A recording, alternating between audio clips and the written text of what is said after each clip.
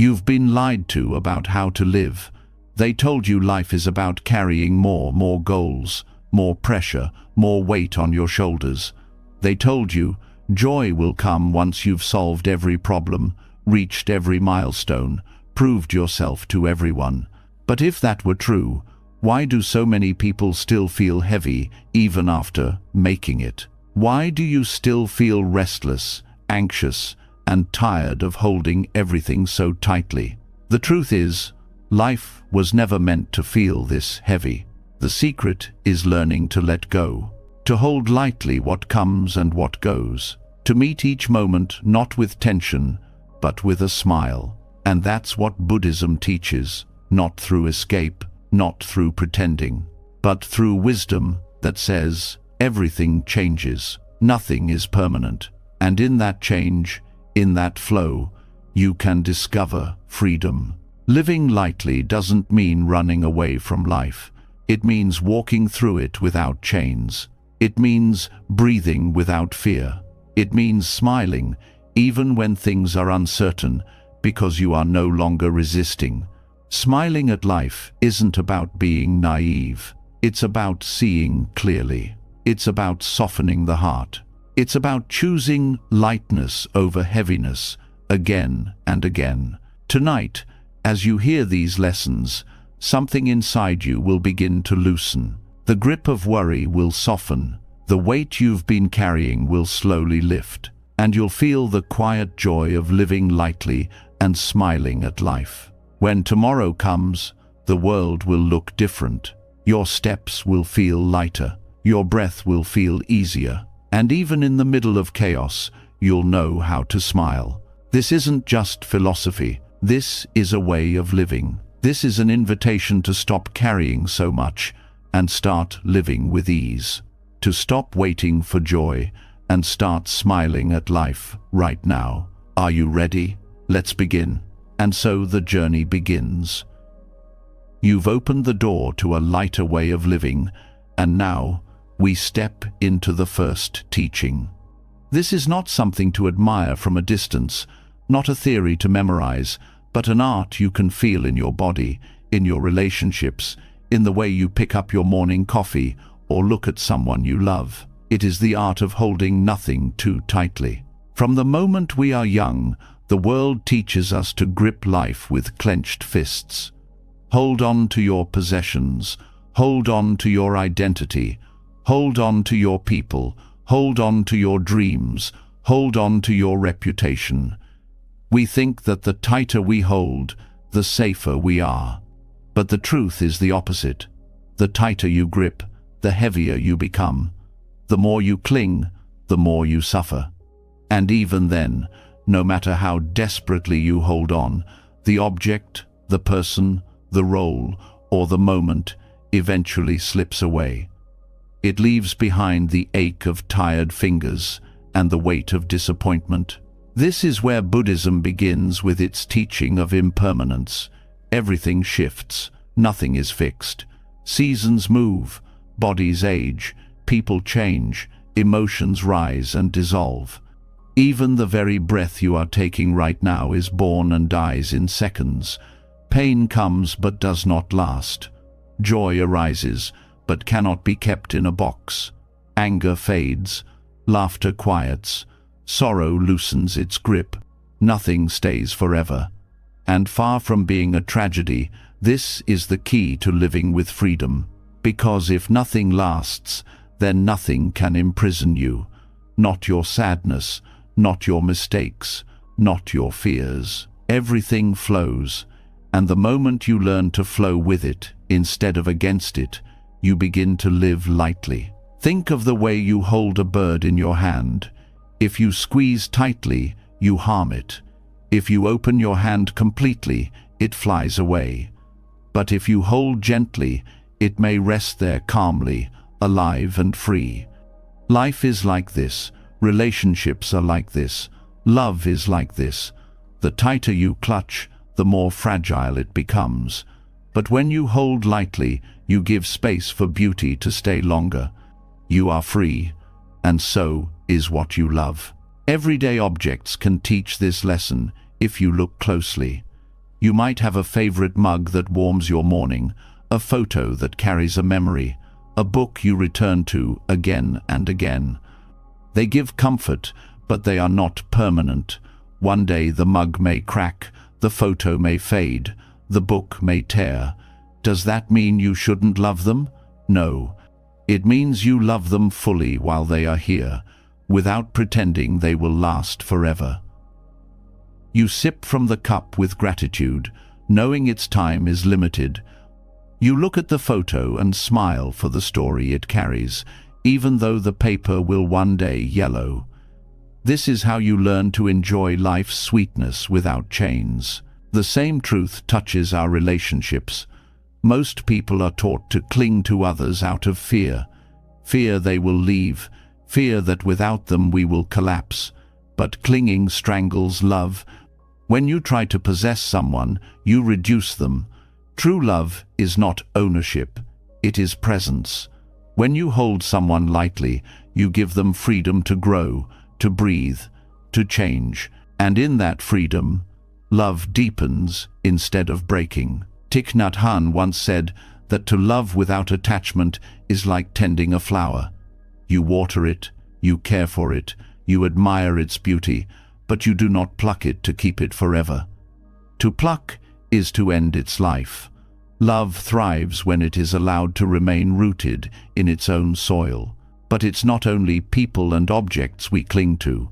We also cling to our identities. We grip the labels we wear: parent, professional, successful, strong, survivor. We tell ourselves that without these roles, we are nothing. But when you clutch at an identity, you become brittle. When life inevitably changes and the role falls away, you feel broken. But when you hold lightly, you realize you are not a single, fixed identity. You are fluid, like water, capable of moving into new shapes. You can change without losing yourself. This is what allows you to survive transitions and to grow with them instead of being shattered by them. Children instinctively know this secret. Watch them build sandcastles. They laugh, they build, they destroy, they start again. They don't cling to the castle because they know that joy is in the making, not in trying to preserve it forever. Adults forget this. We become obsessed with keeping, preserving, protecting, as though life's beauty is in permanence. But the truth is the opposite. Life's beauty is in its passing. The moment is precious precisely because it will not last. This is why holding nothing too tightly does not mean indifference. It is not about pushing life away. It is about embracing it fully without fear of loss. It is about engaging deeply but without chains. It is about savoring joy without clinging to it, and meeting sorrow without drowning in it. This is not detachment. It is freedom through presence. Modern psychology has started to confirm what Buddhist teachers have known for centuries. Research shows that people who practice acceptance are happier and less anxious than those who resist change. When you cling, you fight with reality, and that fight drains your energy. When you accept impermanence, you stop demanding life to behave according to your plan. This doesn't mean giving up. It means aligning with truth. It means saying yes to life as it is instead of endlessly insisting it should be otherwise. Think of water flowing through your hands. You cannot hold it by squeezing. The harder you grip, the faster it escapes. But if you cup your hands gently, you can hold water for a while, feeling its coolness before it flows away. This is life. Every person, every experience, every joy and sorrow flows through, and the only way to truly experience it is to hold it lightly. When you practice this, subtle changes begin. You smile more easily because you are no longer bargaining with life. You forgive faster because grudges are too heavy to carry. You laugh at yourself because mistakes no longer define you. You open to love because you are not suffocating it with demands. You find joy in small things because you are not measuring them against forever. Even grief is transformed by this way of being. Loss is inevitable. People leave, change, or die.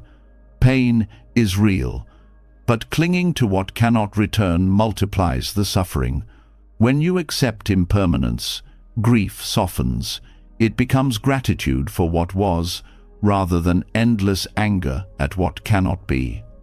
The ache does not vanish, but it becomes gentle enough to live with. The heart begins to heal instead of harden. Monks often sweep leaves again and again, knowing that more will always fall. The point is not to finish the task, but to join the rhythm of nature. Leaves fall, we sweep, and tomorrow it repeats. This simple act teaches us that life is never completed once and for all. It is a rhythm, not a fixed solution. When you stop clinging to finality, every act becomes lighter, every moment enough. We also cling to the future, gripping expectations of how it should unfold. When life turns differently, we feel betrayed. But the future never belonged to us in the first place. To hold it lightly is to prepare, to dream, but not to demand, to greet tomorrow as a guest, not a prisoner. The same is true for the past. We clutch regrets, mistakes, old stories, replaying them endlessly. But the past is already gone. To cling to it is to bleed today of its energy. When you release it, you step into the only place life truly exists, the present. Success also becomes lighter when you stop clutching it. So many people live on achievements as proof of their worth. But success fades. Awards gather dust. Recognition is forgotten. Money comes and goes. If your happiness is chained to success, then when it fades, your joy fades with it. But if you see success as a passing moment, you enjoy it fully without depending on it. This resilience makes you unbreakable because your joy no longer depends on external conditions. Even the body itself is a teacher. Every cell changes, every heartbeat rises and falls, every breath is born and dies. To cling to youth, to resist wrinkles, to fear aging is to fight with the body's truth. But to walk lightly with the body, to honor its changes, is to be grateful for the miracle of living at all. The same applies to work. When you hold too tightly to outcomes, failure feels like death. But when you hold lightly, you give your best and release the rest. You work to express, to contribute, not to control everything. This makes failure less frightening and success more joyful, because neither controls you. This way of living also softens pride. When you stop clinging to always being right, you open to learning. When you stop clinging to control, you find peace in cooperation. When you stop clinging to pride, you can laugh at yourself. Lightness makes you humble, and humility makes you strong. Even the breath shows the truth of impermanence. Try to hold it too tightly, try to refuse its release.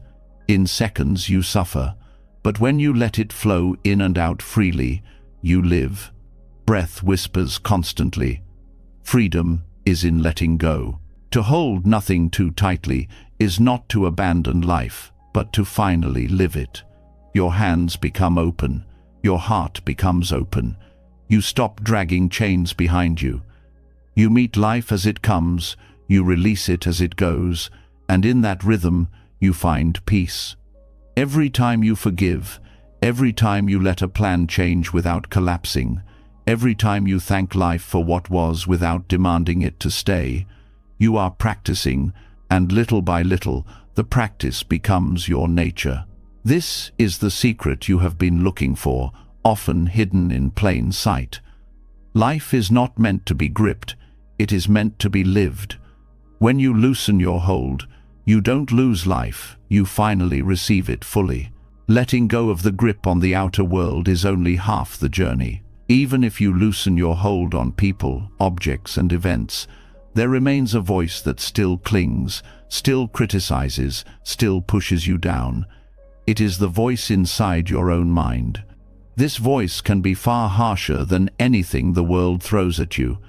It whispers that you are not enough, that you should have done better, that you must constantly prove your worth. No matter how much you accomplish, no matter how much you let go outside, if this inner dialogue stays sharp and cruel, peace cannot fully enter. That is why the next step is learning to soften the inner voice.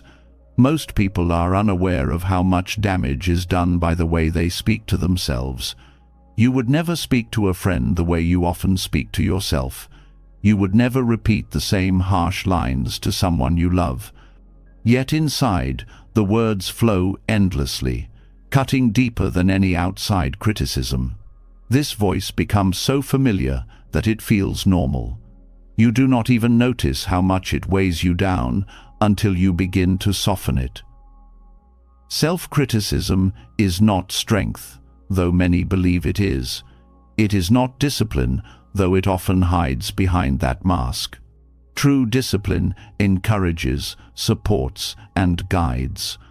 Harsh self-talk only breaks your spirit and breeds exhaustion. Buddhist mindfulness begins with noticing. The first step is to bring awareness to the tone of your inner dialogue. Without awareness, the mind runs wild, repeating judgments like a broken record. Mindfulness asks you to pause and hear clearly. What is the mind saying? How often does it judge, condemn, or compare? This awareness is not for more criticism. It is not to scold yourself for being self-critical. That only creates another layer of attack. Awareness is gentle observation, like watching clouds move across the sky. You do not force the clouds to disappear. You simply see them and allow them to pass. When you start noticing the inner critic, you begin to see patterns. The same phrases arise again and again, often rooted in old experiences. You may hear echoes of parents, teachers, or culture repeating through your own voice. Buddhism teaches that thoughts are not personal. They are conditions that arise due to causes. They are not who you are, but events happening in the mind. When you see this clearly, you stop identifying with every cruel thought. You stop believing that the critic is your true self. Instead, you see it as one voice among many, not the ultimate truth. Softening the inner dialogue means replacing the whip with kindness. Instead of punishing yourself for mistakes, you learn to hold them with compassion. The Buddha often spoke of compassion not only for others, but also for oneself. If you cannot show kindness inwardly, your outer kindness will always be limited. Self-compassion does not mean excuses. It means acknowledging your humanity. It means saying, yes, mistakes happen, and growth is still possible. Yes, I stumble, but that does not mean I am worthless.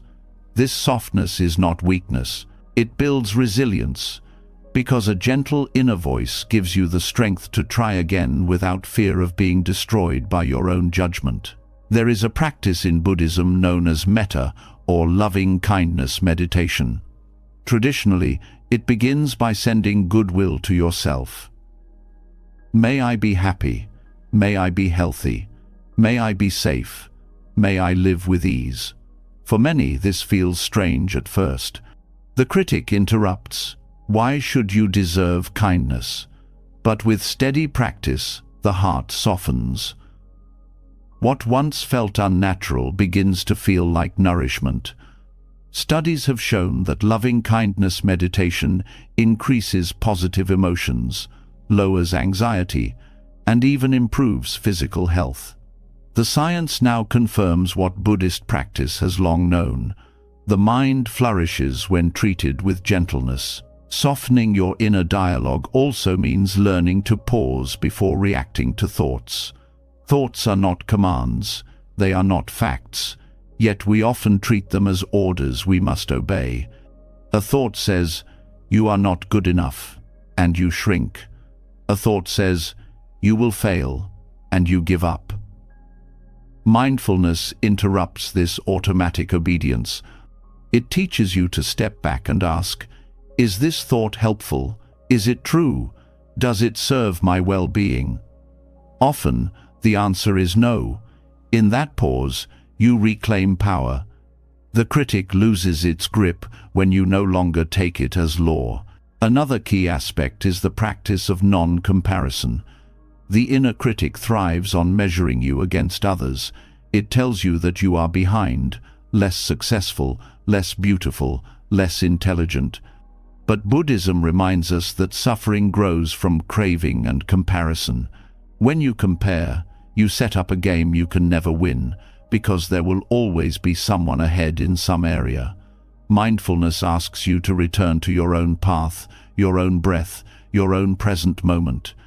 You are not here to compete in every category of existence. You are here to live your unique unfolding.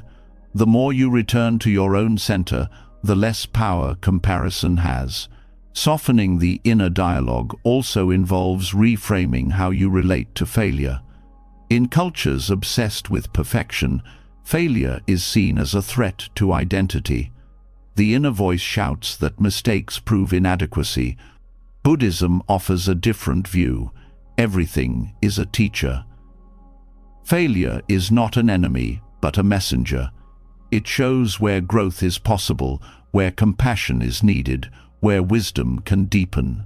When you soften the voice around failure, you begin to see it as part of the human condition, not a personal defect. This transforms the energy of failure into resilience. It is important to note that gentleness is not indulgence. Being soft with your inner voice does not mean allowing laziness or ignoring responsibility. It means guiding yourself with the tone of a wise friend rather than a punishing tyrant.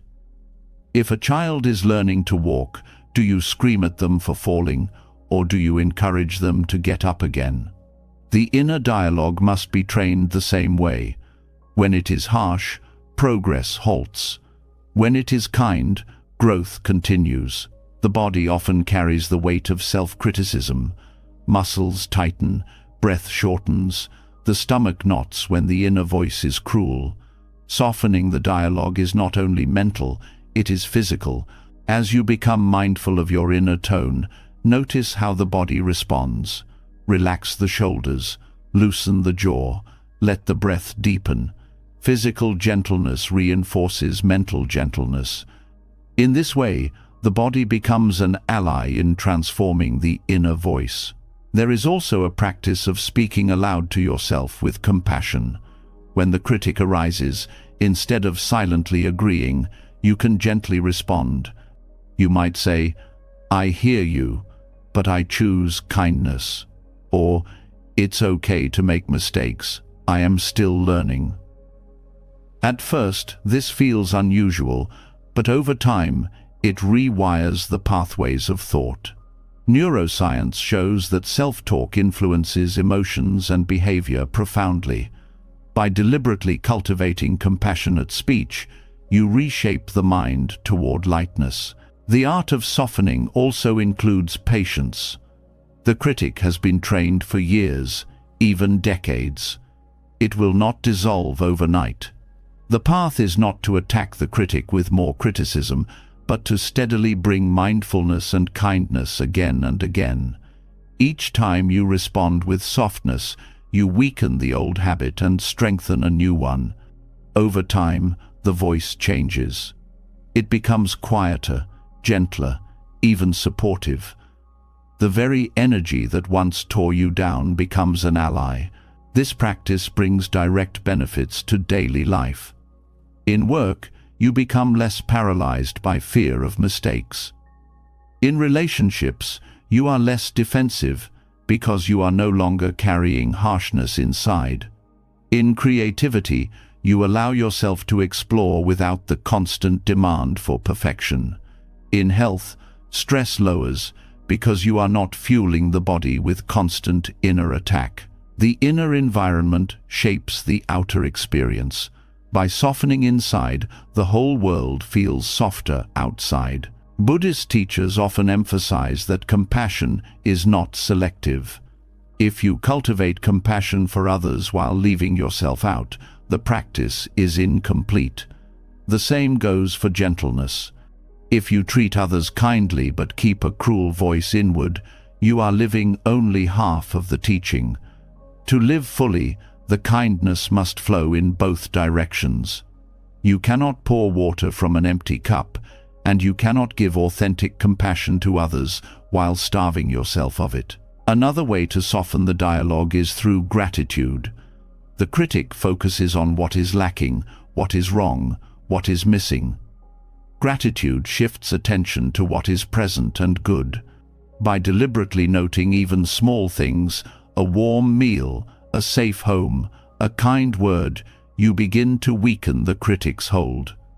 Gratitude does not erase challenges, but it balances them.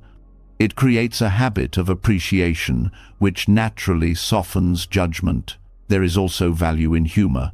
Sometimes the critic is so dramatic that laughter is the best medicine. When the mind declares, "You are a complete failure," you can smile and think, "There it goes again," writing its drama script. Humor diffuses intensity and reminds you not to take every thought as ultimate truth. The Buddha himself often used lightness to teach, showing that wisdom is not heavy but liberating. Over time, you may notice that the critic is simply trying to protect you. It believes that by warning you, by pushing you, it will keep you safe. When you see this, you can thank it for its intention while no longer obeying its cruelty. You redirect its energy toward encouragement rather than punishment. Instead of "you will fail," the voice becomes "do your best, and it will be enough." This transformation is possible through steady mindfulness and compassion. Ultimately, softening the inner dialogue is about creating a home inside yourself, a place where you can rest without fear of attack, a place where you can breathe without judgment. When the mind becomes gentle, life itself becomes lighter. Challenges remain, but you face them with resilience instead of self-sabotage. Failures occur, but they do not break you. Joy arises more often because you are not blocking it with harshness. This inner home is built through practice. Each time you notice the critic and respond with kindness, a brick of compassion is laid. Each time you pause before obeying a cruel thought, a wall of resilience rises. Each time you speak gently to yourself, the roof of safety strengthens. Over time, the house is built, and you find yourself living inside a mind that supports you instead of attacking you. And when this happens, the world outside also changes. Not because the world has shifted, but because your lens has softened. You meet others with more patience because you are no longer raw inside. You forgive more easily because you know the power of forgiveness within. You connect more deeply because you are not guarding yourself against imagined attacks. The practice of softening your inner dialogue does not end within you. It radiates outward, shaping your entire life. This is the freedom Buddhist mindfulness offers. It is not the absence of thoughts, but the transformation of your relationship with them. It is not silencing the critic, but teaching it to speak with gentleness. It is not escaping the mind, but befriending it. Through mindfulness, compassion, gratitude, humor, and patience, you reshape the inner voice. And when the voice softens, your entire existence softens with it. The art of holding nothing too tightly opened your hands to the world. The art of softening the inner dialogue opens your heart to yourself. Together, they create the foundation for living lightly and smiling at life. When the voice inside begins to soften and no longer cuts you down, another truth slowly rises into view. Even with a gentler mind, many still carry a constant restlessness. A subtle hunger whispers that what you have is never quite enough, that something more is always missing, that life will only feel complete once the next milestone is reached. It is this endless wanting that keeps the heart heavy and unsettled. To live lightly and smile at life, you must discover the art of sufficiency, the weightlessness of enough. The world has trained us to chase more at every turn. More possessions, more money, more recognition, more experiences, more achievements. From childhood, we are told that progress means accumulation, that happiness waits at the top of a ladder that has no end. Yet the higher you climb, the more steps appear. You gain what you thought would satisfy you, and the hunger only grows. This is not freedom. This is a cage disguised as success. Buddhism teaches that craving is one of the root causes of suffering. The mind that always reaches for more cannot rest. It is like a fire that consumes endlessly but is never full. Sufficiency, on the other hand, is not poverty. It is not deprivation. It is the recognition that contentment is found not in having everything, but in appreciating and using wisely what you already hold. This is the weightlessness of enough, the release of the burden of constant striving, the ability to rest in the present moment without demanding more from it. The problem with endless wanting is that it blinds you to what already exists. You eat a meal, but think of the next one. You achieve a goal, but immediately plan another. You buy something new, and the satisfaction fades almost instantly, leaving you scanning for the next purchase. The treadmill keeps running, and no matter how fast you move, you stay in the same place. The wisdom of enough allows you to step off this treadmill. It tells you that the ground beneath your feet is already solid, that the breath in your body is already a gift, that life as it is holds beauty without needing to be endlessly upgraded. Practicing sufficiency begins with noticing your cravings. Mindfulness reveals how often the mind says, "If only I had this, then I would be happy." Each time you hear this, pause. Ask whether happiness has ever truly lasted from acquiring something external. Reflect on times when you finally got what you wanted. Did the contentment remain, or did the hunger return? This reflection is not to create guilt, but clarity. It helps you see that craving does not deliver what it promises. Once you see this pattern clearly, the desire begins to loosen its hold.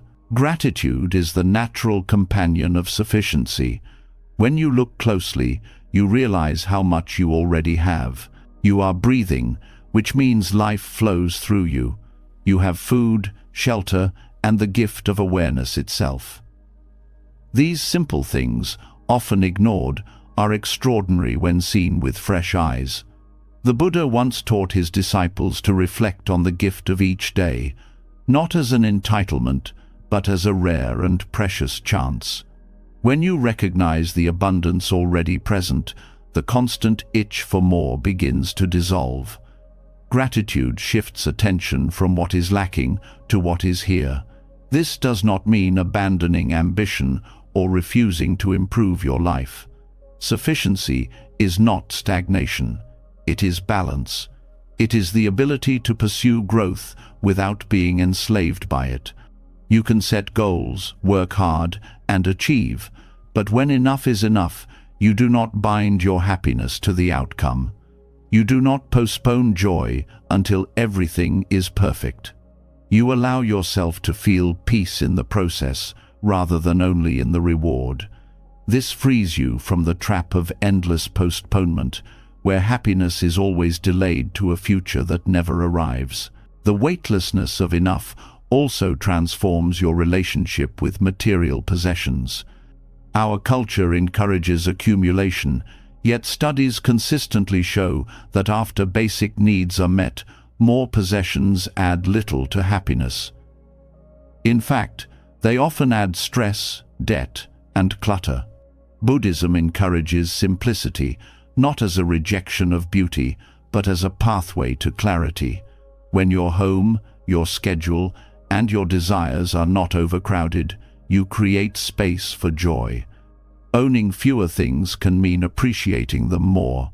Eating a simple meal mindfully can bring more satisfaction than a feast consumed with distraction. Sufficiency also touches how we relate to time. The craving mind constantly says there is not enough time, that more hours are needed, that rest must wait until later. But sufficiency teaches that you already have the same 24 hours as everyone else. The issue is not shortage, but how you meet each moment. If you are always racing toward the next task, time feels scarce. If you slow down and give full attention to what is before you, time feels abundant. When you stop demanding more time and instead rest in the time given, you taste the freedom of enough. Relationships too are affected by this teaching. The craving mind often wants people to give more attention, more approval, more validation. This creates pressure and disappointment. But when you see what others already offer and accept it with gratitude, connection deepens. A small kindness is appreciated instead of dismissed. A simple conversation feels full instead of lacking. The practice of sufficiency turns relationships from endless negotiations into sources of warmth and support. The weightlessness of enough also dismantles the myth that self-worth is tied to constant doing. Many people believe they must achieve endlessly to prove value. They fear stillness because it feels like failure. But sufficiency says, you are already enough. Your worth is not measured only by output or recognition. This truth is radical in a world addicted to productivity. When you accept that your existence itself carries value, you begin to relax into life instead of fighting it. You begin to rest without guilt and to work without fear. A key practice in Buddhism is mindful consumption. This is not only about food, but everything you take in: news, entertainment, conversations, ideas. The craving mind wants more stimulation, more distraction, more noise. But when you consume mindfully, you realize that less can nourish more deeply. A single mindful breath can calm the mind more than hours of endless scrolling. A few moments of silence can refresh more than constant chatter. Sufficiency is about choosing quality over quantity in every part of life. Another aspect of sufficiency is the joy of sharing. When you are trapped in craving, you hold tightly to what you have, fearing it is not enough. But when you rest in sufficiency, generosity flows naturally.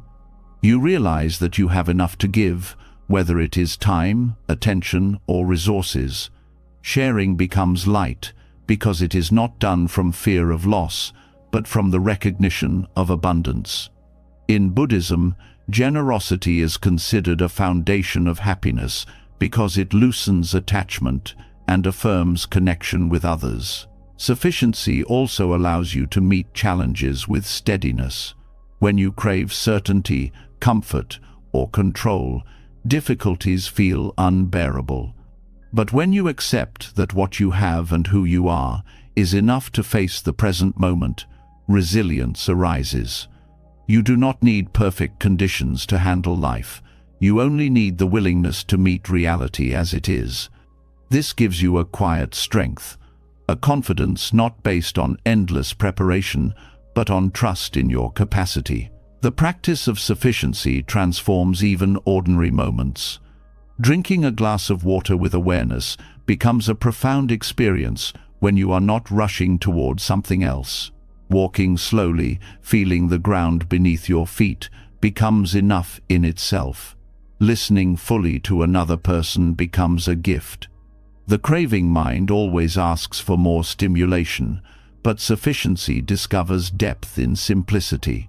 This is why monks can live with very little yet radiate joy. They are not deprived. They are free from the burden of endless wanting. This teaching is not only personal but global. Endless craving drives much of the suffering in the world. Environmental destruction, exploitation, inequality. The pursuit of more without end consumes resources and damages the earth. Sufficiency, on the other hand, nurtures balance with nature. When you learn to be satisfied with enough, you no longer demand endlessly from the planet. Living lightly in this way is not only a personal liberation, but also an offering to future generations. To practice sufficiency daily, begin by pausing before you reach for more. When you feel the urge to buy, to eat, to achieve, to demand, stop and ask, is what I already have enough right now? Sometimes the answer will be yes, sometimes no, but the question itself creates space. In that space, craving loosens and wisdom can arise. Over time, the habit of sufficiency grows stronger and the cravings lose their grip. The weightlessness of enough does not mean you stop dreaming or working toward improvement. It means you no longer place the entire weight of happiness on what comes next. It means you smile at what is already here, even as you walk forward. It means you free yourself from the exhausting chase and discover rest within movement. This teaching offers a deep kind of joy, one that does not depend on circumstances. When you know enough, your heart relaxes, the hunger quiets, the world feels lighter. You no longer measure your life against endless expectations. You simply live, breathe, and appreciate. In this state, smiling at life is natural, not forced. It flows from the freedom of sufficiency. When you finally discover the weightlessness of enough, you see that you were never truly lacking. You were only distracted by craving. Now, by stepping off the treadmill, you return to what was always present, the richness of the moment, the miracle of breath, the gift of being alive. And in this realization, life becomes not a chase, but a celebration. When the heart rests in the freedom of enough, a quiet doorway opens to an even deeper lesson. Once you stop chasing endlessly, you start to see what has been overlooked all along, the power of emptiness. Many fear emptiness as a lack, a void, a sign that something is missing. But in Buddhist wisdom, emptiness is not despair, it is invitation. An empty cup is not useless, it is what allows the cup to be filled. Without emptiness, there is no space for newness, no room for life to flow in. Learning to value emptiness is learning to live with freshness and openness in every moment. The mind often resists emptiness. It wants to be full, stuffed with thoughts, plans, noise, possessions, and achievements. It believes fullness equals security. Yet, this kind of fullness quickly becomes clutter. The cup overflowing cannot receive anything new. In clinging to being filled at all times, you miss the chance to experience renewal. Emptiness is not the end of fullness. It is its beginning. Just as silence gives music its rhythm and pauses give words their meaning, emptiness gives life its depth. When you approach life with a full cup, there is no room for learning. You come to conversations with conclusions already fixed, to experiences with judgments already formed, to each day with expectations already written. You see not what is actually before you, but what you have already decided it should be. But when you hold an empty cup, you meet life openly. You listen to another person, not with rehearsed replies, but with true curiosity. You approach each moment as fresh, rather than dragging in yesterday's baggage. This is how emptiness becomes liberation instead of lack. Zen practice often teaches through the image of the beginner's mind. A beginner's mind is like an empty cup, open, curious, willing to be surprised. Even if you have studied deeply or lived many years, the moment you believe you know it all, your cup becomes too full. No wisdom can pour in. But when you allow yourself to stay empty, wisdom enters naturally. This emptiness is humility. It admits there is always more to learn, always another perspective, always a deeper layer to see. In emptiness, life becomes a teacher again. The body itself teaches emptiness. Every breath you take requires release. If you hold on to the old breath, no new air can enter. The lungs must empty in order to be filled. This is not a flaw, but the design of life. Breathing teaches you that emptiness is what keeps you alive. In the same way, the mind must let go of old clutter for clarity to enter. To cling to every memory, every judgment, every opinion, is like refusing to exhale. Only when you let go can you truly breathe. Many people resist emptiness because they confuse it with loneliness or meaninglessness. But Buddhist teachings show emptiness as interdependence. To be empty of fixed self means you are full of connection to all things. A flower is empty of a separate self because it contains soil, water, sunlight, and countless causes. In the same way, you are empty of independence because you contain your ancestors, your culture, your environment, the air you breathe, and the food you eat. Emptiness is not nothingness, it is fullness of interbeing. When you see this, life feels rich with connection instead of bleak with isolation. Practicing emptiness in daily life means creating space. In a cluttered room, emptiness is what allows movement. In a crowded mind, emptiness is what allows peace.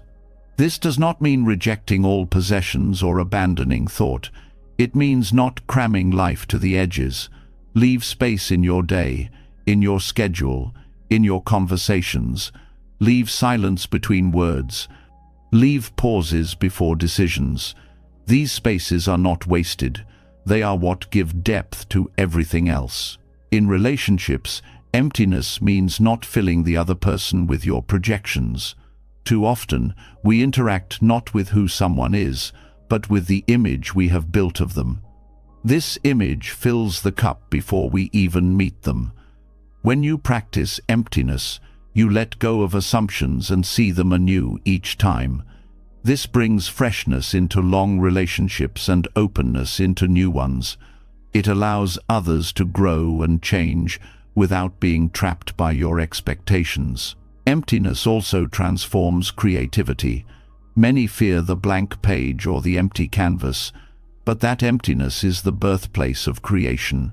Without emptiness, nothing new can be born.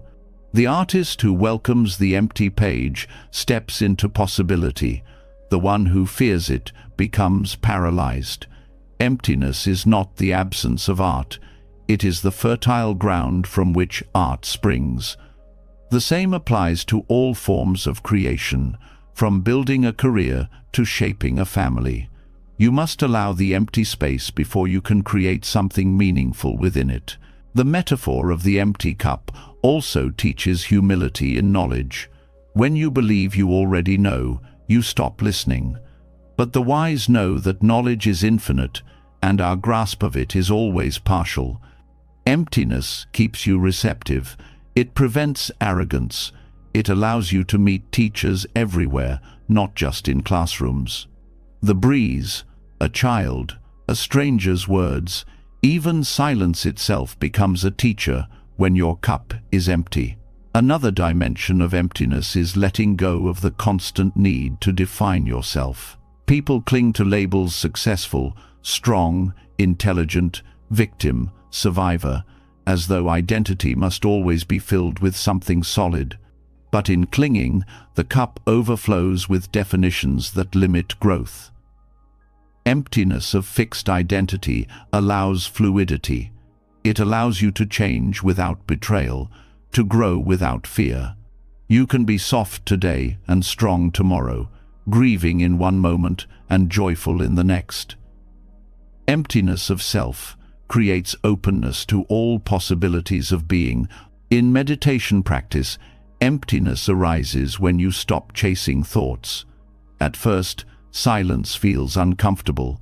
The mind rushes to fill it with noise.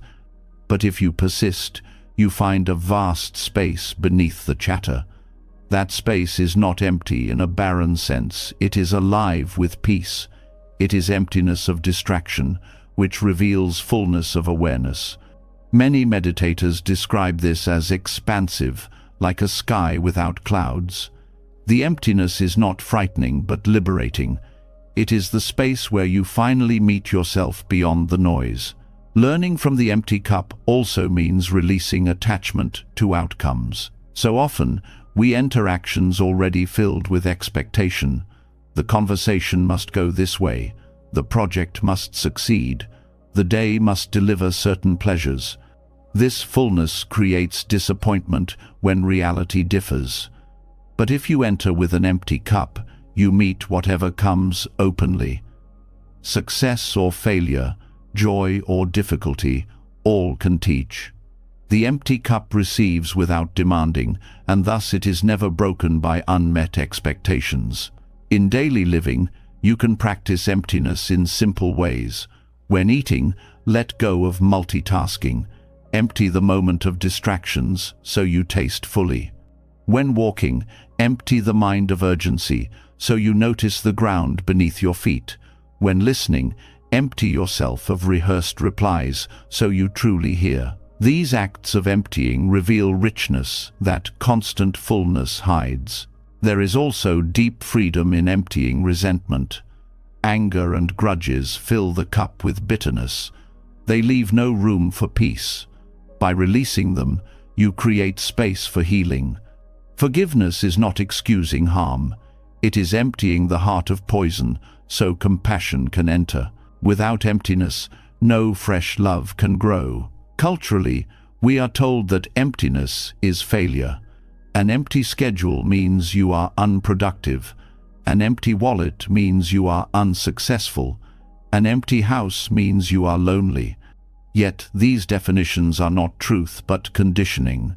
In emptiness, there can be rest, simplicity, and peace. An empty schedule can mean space to breathe. An empty home can mean clarity and calm. An empty wallet can invite creativity and gratitude for non-material joys. The meaning of emptiness depends on how you meet it. When you begin to embrace emptiness, you also notice its role in cycles of life. A tree drops its leaves, emptying itself for winter. The soil lies fallow before new crops grow. Even your own body rests in sleep, emptying the mind of the day's weight. These empty phases are not wasted. They are necessary for renewal. To resist them is to resist life's rhythm. To welcome them is to flow with nature itself. The wisdom of emptiness also helps in facing mortality. Many fear death as ultimate emptiness, the end of all. But Buddhist teachings view death not as annihilation, but as transformation. Just as emptiness allows a cup to be filled, death allows life to flow in new forms. To see this is to remove fear. Life is not about clinging to a permanent self, but participating in a vast, interconnected process. Death is part of that process, a return to the openness that makes rebirth possible in countless ways. Emptiness invites presence. When your mind is not filled with past regrets or future worries, you become available to the now. This emptiness of distraction reveals fullness of life. The colors appear brighter, the sounds sharper, the sensations more vivid. Emptiness clears the fog, so you see reality directly. In this clarity, joy arises naturally. The practice of emptiness can be challenging in a world that glorifies constant activity and fullness. But each time you resist the urge to fill every gap, you strengthen the habit of openness. Each pause you allow, each silence you honor, each letting go of clutter inside or outside, becomes training. Slowly, emptiness stops feeling threatening and begins to feel like home. Ultimately, learning from the empty cup is about trusting life's flow. You do not need to fill every space. You do not need to carry every answer. You do not need to cling to every possession or identity. By allowing emptiness, you become more alive, more open, more present. Emptiness reveals the freshness hidden beneath the clutter. When your cup is empty, it is ready to be filled with new experience, new wisdom, new joy. And when it fills, it is only so it can be emptied again. This cycle is the dance of life, fullness and emptiness, presence and release. To honor emptiness is to join that dance with grace, to meet each moment not as a repetition, but as something truly new. And so, emptiness, far from being loss, becomes the greatest gift. It is the open space in which life breathes, the clear sky through which light enters, the invitation to always begin again. When you begin to understand the gift of emptiness, life itself starts to feel lighter. A space opens in your heart and mind, and within that space, even the smallest actions take on new meaning. The way you breathe, the way you sit, the way you walk. What was once automatic becomes alive. Walking, the most ordinary of movements, transforms into a gateway to presence and balance. When you learn to walk like a feather, each step becomes a practice of grace and inner freedom. Most people walk without awareness. Their bodies move forward while their minds race elsewhere. The feet hit the ground heavily, pulled by tension, stress, and urgency. Walking becomes only a way to get from one place to another, a background action unnoticed by the mind. But when you bring mindfulness to walking, the act itself changes. The ground beneath you is no longer an obstacle to rush across. It becomes a companion. Each step turns into a reminder that you are alive, that you belong to the earth, that you can move with ease rather than force. Walking like a feather does not mean being fragile. It means being balanced. A feather floats not because it is weak, but because it moves with the currents of air instead of resisting them. In the same way, mindful walking allows you to move with the currents of life. You release the heaviness of worry, the stiffness of ego, and the rush of impatience. What remains is a softness in the body and clarity in the mind. Each step then carries not weight, but freedom. To practice mindful walking, you begin by slowing down. The pace of modern life encourages speed, but speed often carries you away from awareness. Slowing down does not mean being inefficient. It means aligning your body and mind in the same place. When your foot touches the earth, you feel the contact, you sense the pressure shifting, the muscles engaging, the rhythm of breath flowing with movement. You are not ahead of yourself or behind yourself. You are here. This alignment of body and mind is where peace begins.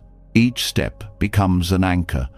When thoughts of the past or worries about the future rise, you return to the sensation of the foot on the ground, the touch of heel, the roll to the toes, the lifting of the other foot. This simple awareness pulls you back into the present. No matter how chaotic the mind feels, the ground beneath you is always steady. By paying attention to walking, you discover a constant refuge in the midst of change. Walking like a feather also cultivates gratitude. Every step you take is supported by countless causes: the strength of your legs, the air that fuels your body, the ground that holds you, the food that gave you energy, the ancestors who passed down life. Awareness of walking reveals how much is present in even the smallest action. Instead of taking steps for granted, you begin to walk with reverence. Gratitude softens each step, making it lighter, because you no longer see it as ordinary but as a gift. This practice can also heal the body. When you walk mindlessly, tension builds unnoticed. Shoulders hunch, jaws clench, steps pound heavily. Over time, this contributes to fatigue and stress. Mindful walking brings attention to posture. You straighten without stiffness, allowing the spine to lengthen. The shoulders drop, the arms swing naturally, the breath deepens. The body begins to move in harmony, conserving energy instead of wasting it. Walking like a feather restores natural balance, which can ease physical strain and bring a sense of vitality. Mindful walking is also medicine for the restless mind.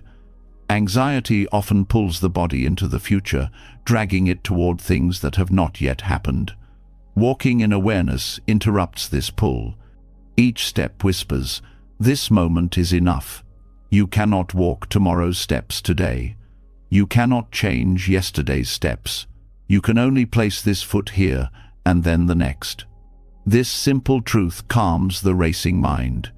It reduces overthinking by rooting awareness in the physical rhythm of now. Walking with awareness also teaches compassion. When you move lightly on the earth, you notice your impact. Heavy, unconscious steps crush grass, disturb insects, leave marks. Light, mindful steps respect the ground and everything living upon it. This awareness naturally expands to people. You learn to tread gently in conversations, to move carefully in relationships, to step lightly in the lives of others. The practice of walking mindfully thus becomes a metaphor for living mindfully, moving with care in all directions. There is also deep joy in walking as meditation. You do not need silence or a cushion. The world itself becomes your meditation hall. Each path, each street, each trail transforms into a place of practice. You walk slowly, with awareness, and discover that peace does not depend on external stillness. Even in busy places, your steps can be calm. You carry a quiet space within you, a moving temple built by the rhythm of your own feet. Walking like a feather is not limited to solitude. When practiced with others, it creates connection. Walking together in mindfulness builds a shared rhythm, a harmony without words. Each person adjusts unconsciously to the pace of the group, creating unity in silence. This practice teaches that we do not walk life alone. Our steps affect others, and their steps affect us. Moving together in awareness cultivates community, reminding us of our interconnectedness. The practice also shifts your relationship with destinations. Normally, walking is a means to an end you hurry to arrive. But in mindful walking, the act itself is the destination. Each step is complete. You are not walking to reach peace later. Peace is found in the step itself. This breaks the habit of postponing joy. You stop delaying life until after you arrive somewhere else. Walking teaches you that the journey is already full, already enough. Over time, mindful walking begins to influence how you approach challenges. When difficulties arise, instead of rushing into reaction, you step lightly, carefully, with balance. Just as in walking, one foot steadies before the next moves. In life, you learn to stabilize yourself before acting. This prevents collapse and cultivates resilience. Walking like a feather becomes training for moving through storms without being swept away. The practice can also open you to wonder. When you walk without awareness, the world blurs. Trees, sky, sounds, and scents pass unnoticed. But mindful walking sharpens perception. The color of a leaf, the texture of stone, the chirp of a bird, all become vivid. This is not forced. It is what naturally arises when you slow down and open. The world reveals its beauty to the one who pays attention. Walking like a feather makes even familiar paths feel new. There is a freedom that comes with this way of walking. Heavy steps are tied to heavy hearts, weighed down by thoughts and worries. Light steps express release. When you walk with ease, the body signals to the mind that it can let go. This feedback loop strengthens peace. Your movements become messages to your consciousness. There is no need to carry so much. There is no need to rush. There is no need to fight with life. Each step becomes reassurance. Mindful walking also cultivates patience. In a culture that rewards speed, slowing down feels rebellious. It takes courage to walk calmly while the world rushes. But in doing so, you discover that patience is not weakness, but strength. To walk slowly in a hurried world is to reclaim authority over your own pace. You are no longer controlled by external pressure. You move with your own rhythm, and that rhythm carries serenity. Another layer of practice is linking walking with the breath. Step with the in-breath, step with the out-breath, and suddenly body, breath, and earth move together. This unites inner and outer worlds. Breath anchors you inside, steps anchor you outside. Together, they harmonize awareness. This unity creates stability and joy, a sense that life itself is walking through you as much as you are walking through life. Mindful walking also allows reconciliation with the earth. Modern life often disconnects us from the natural world. Shoes, pavement, and speed dull our awareness of contact. Walking like a feather restores intimacy with the ground. You feel supported, connected, part of the earth's body. This softens the illusion of separation. The ground is not beneath you, it is with you. Each step becomes an act of respect, a silent bow to the earth that sustains you. Even in times of suffering, walking like a feather can soothe. When emotions feel overwhelming, stillness may feel impossible. Walking provides movement for restless energy while keeping awareness alive. Step after step, the storm inside gradually softens. The body grounds the mind, reminding you that pain, too, moves through rhythms. You walk through difficulty without collapsing under it, carried by the steady contact of feet and earth. There is also wisdom in remembering that walking has been a companion to humanity for all of history. Before cars, before machines, walking was how we met life. Our ancestors walked to gather, to connect, to celebrate, to pray. Walking links you to this ancient rhythm, to generations who moved with the same steps. It is a practice rooted not only in mindfulness, but in heritage. Walking lightly honors both the earth and the countless feet that came before yours. As practice deepens, mindful walking no longer feels separate from daily life. You walk to work, to the store, to the bus, and each step can hold presence. The practice becomes continuous, not an isolated exercise. This constancy shapes the mind toward ongoing awareness. Even in busy life, you carry the habit of stepping lightly, and it changes the way you live every moment. Ultimately, walking like a feather teaches you to meet life itself with grace. Each step shows you that you can move without heaviness, without rushing, without force. The ground always meets your foot. The breath always carries you forward. The present moment is always here. You do not need to stomp through life as if fighting against it. You can glide, supported by the same forces that carry a feather in the air. Walking becomes more than movement. It becomes meditation, healing, connection, gratitude, and freedom. It reminds you that peace is not distant, not hidden, but under your feet with every step. When you learn to walk lightly, you are not just moving across the earth, you are learning to live upon it with balance and joy. And so the path continues, from letting go, to softening the voice inside, to resting in enough, to opening as an empty cup. Each lesson prepares you for the next. Walking like a feather gathers all of them together in motion. It is the lived expression of inner lightness made visible in every step. When you learn to walk like a feather, each step carries a gentle reminder that life can be lighter than you once believed. Movement itself becomes meditation. Presence becomes a rhythm, and the earth feels like a partner rather than something you trample. From this way of walking naturally arises another doorway to lightness, the smile. Not the smile you wear to impress, not the one forced in polite company, but the small, genuine curve of the lips that arises from within.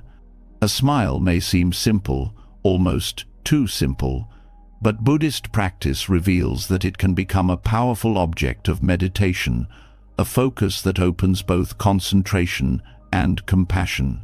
The act of smiling carries immense influence over the mind and body. Science now shows what Buddhist teachers understood long ago. When you smile, even slightly, the body responds. Muscles relax, stress hormones drop, and the nervous system shifts toward balance. The brain, receiving signals from the simple gesture of the lips, begins to calm. What feels like a small expression on the outside creates deep changes within. In meditation, the smile becomes not only a symbol of joy, but a tool for cultivating stability and kindness. When you treat the smile as an object of meditation, you turn it into an anchor, much like the breath.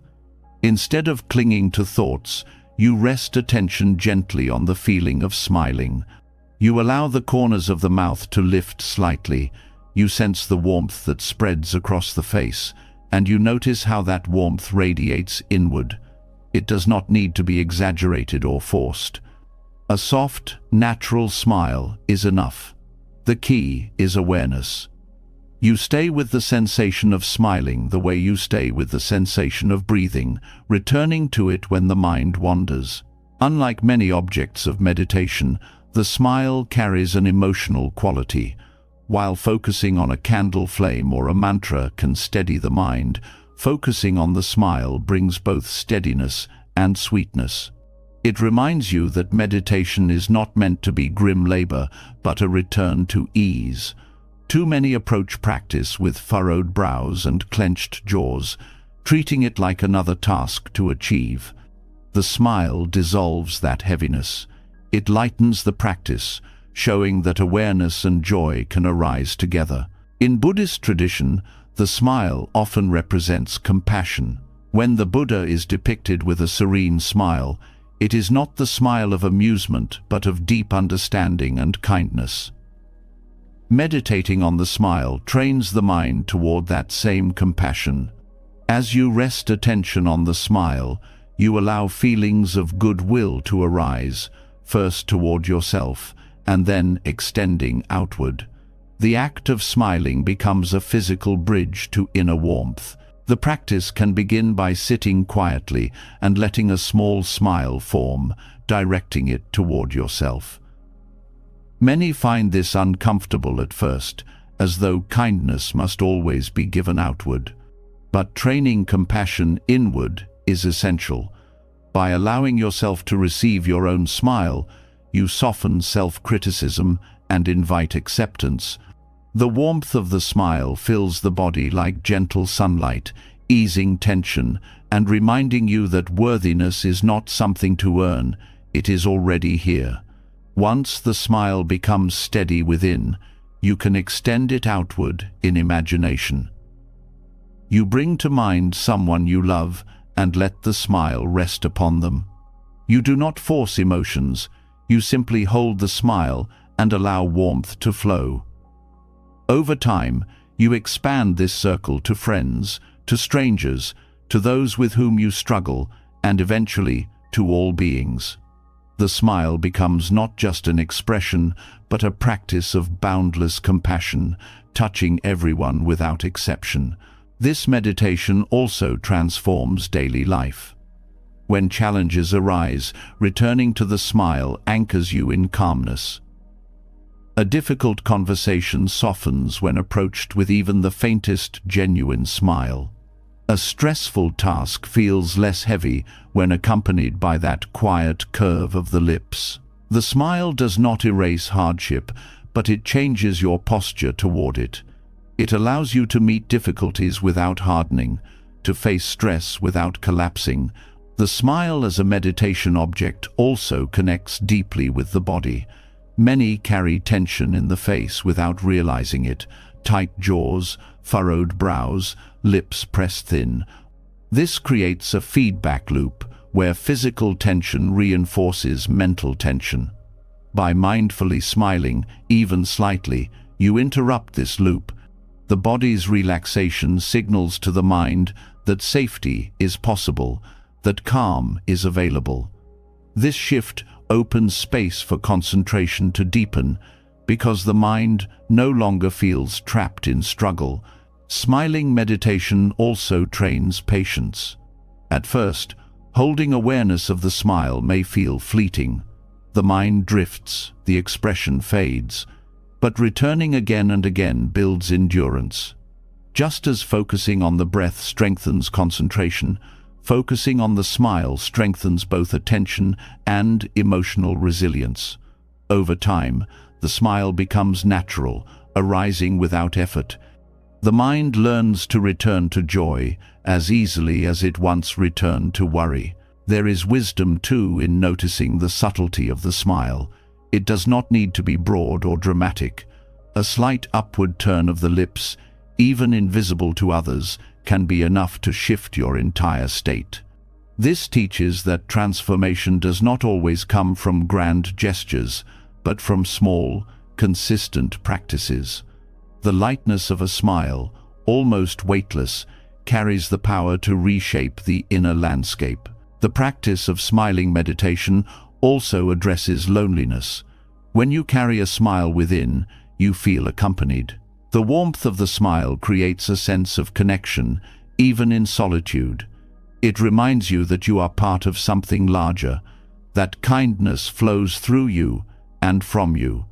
Loneliness often arises from believing you are cut off, but the smile reconnects you to yourself, to life, to others. Smiling meditation has another layer. It interrupts cycles of anger and resentment. It is difficult to hold on to anger while maintaining a genuine smile. The body cannot sustain both at once. By returning to the smile, you gently dissolve the intensity of negative emotions. This does not mean denying pain or forcing false cheerfulness. It means introducing a counterbalance, a reminder that even in difficulty, gentleness is possible. When practiced consistently, the smile becomes more than an exercise. It becomes a habit of being. The face softens naturally, the mind inclines toward kindness, the heart feels lighter. People around you sense this, often without words. A genuine smile disarms defensiveness, invites trust, and spreads ease. In this way, smiling meditation becomes both personal practice and social gift. This practice also reveals something profound about impermanence. Each smile arises and fades, just like each breath. You cannot hold on to a smile forever, but you can return to it endlessly. This rhythm teaches that joy does not need to be permanent to be meaningful. It can come and go, and each time it returns, it refreshes the spirit. Smiling as meditation also expands awareness beyond the self. When you smile inwardly, you connect with countless beings who also smile. Across cultures and histories, the smile is universal. It transcends language, age, and circumstance. By resting on the smile, you tap into a shared humanity, a recognition that others too seek peace and joy. This universal connection deepens compassion and reduces the illusion of separation. In moments of despair, the smile can feel impossible, yet Buddhist teachers encourage beginning even with the smallest effort. A gentle lifting of the lips, even if the heart feels heavy, can spark a shift. This is not about pretending or hiding pain. It is about creating a doorway, however small, through which light can enter. The smile becomes a seed of hope planted in the soil of suffering. The concentration built through smiling meditation also benefits other practices. When the mind learns to return to the smile, it strengthens its ability to stay with the breath, with compassion, with insight. The smile becomes a training ground for steadiness, making other meditations deeper and more stable. It proves that joy and discipline need not be separate, that discipline itself can carry joy. In essence, Turning the smile into a meditation object reminds you that spirituality does not have to be heavy. It shows that liberation is not only found in silence and effort, but also in lightness and warmth. The smile carries the wisdom of simplicity, that sometimes the smallest gesture holds the deepest truth. From walking lightly upon the earth to smiling softly within, the journey continues with each step and each breath. The smile becomes both path and destination, a sign that peace is not distant but already present, waiting in the curve of your own lips. When the smile becomes a meditation object, you begin to see how even the smallest gestures can transform your inner world. A soft curve of the lips steadies the heart, lightens the body, and spreads warmth outward. Yet there is another practice, just as simple, that carries immense power to reshape life. It is the pause, a breath's length of stillness before you speak, a moment of quiet before you act, a space of awareness before you react. This noble power of pausing has the ability to dissolve anger before it escapes, to soften pride before it hardens, and to free you from the heaviness of impulses that would otherwise control you. So much of daily life is lived in speed. The mind jumps, the tongue rushes, the body reacts before awareness can arrive. This rushing often creates regret, words spoken too sharply, actions taken too quickly, decisions made without wisdom. The pause interrupts this cycle. It is not delay born of weakness, but strength born of restraint. By pausing, you reclaim choice. You give yourself room to respond instead of being ruled by habit. In that small opening, freedom breathes. The pause can be as short as one breath. In an argument, one breath can prevent an explosion.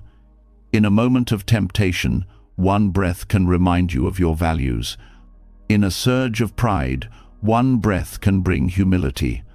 The pause is so simple it is often overlooked, but within its simplicity lies its depth. That space of awareness is where anger cools, where clarity appears, where compassion finds a foothold. Buddhism teaches that mindfulness is not merely attention, but clear seeing in the present. The pause is the doorway through which this clear seeing enters. Without pausing, the mind is swept along by momentum, dragged by emotion. With pausing, the wave slows, and you can observe. You see the rising of anger, the pull of desire, the sting of fear. You recognize them not as commands, but as conditions. Once seen clearly, they lose power. You no longer identify with them completely. They are weather passing through the sky of awareness, not truths about who you are. Pausing also restores dignity. Pride often drives people to react quickly, to defend their image, to prove themselves right. This urgency creates more conflict than resolution. The pause interrupts pride by giving time to ask, is this response necessary? Is it kind? Is it wise? Often, the answer is no. By choosing silence over immediate defense, you protect not only yourself, but the relationship.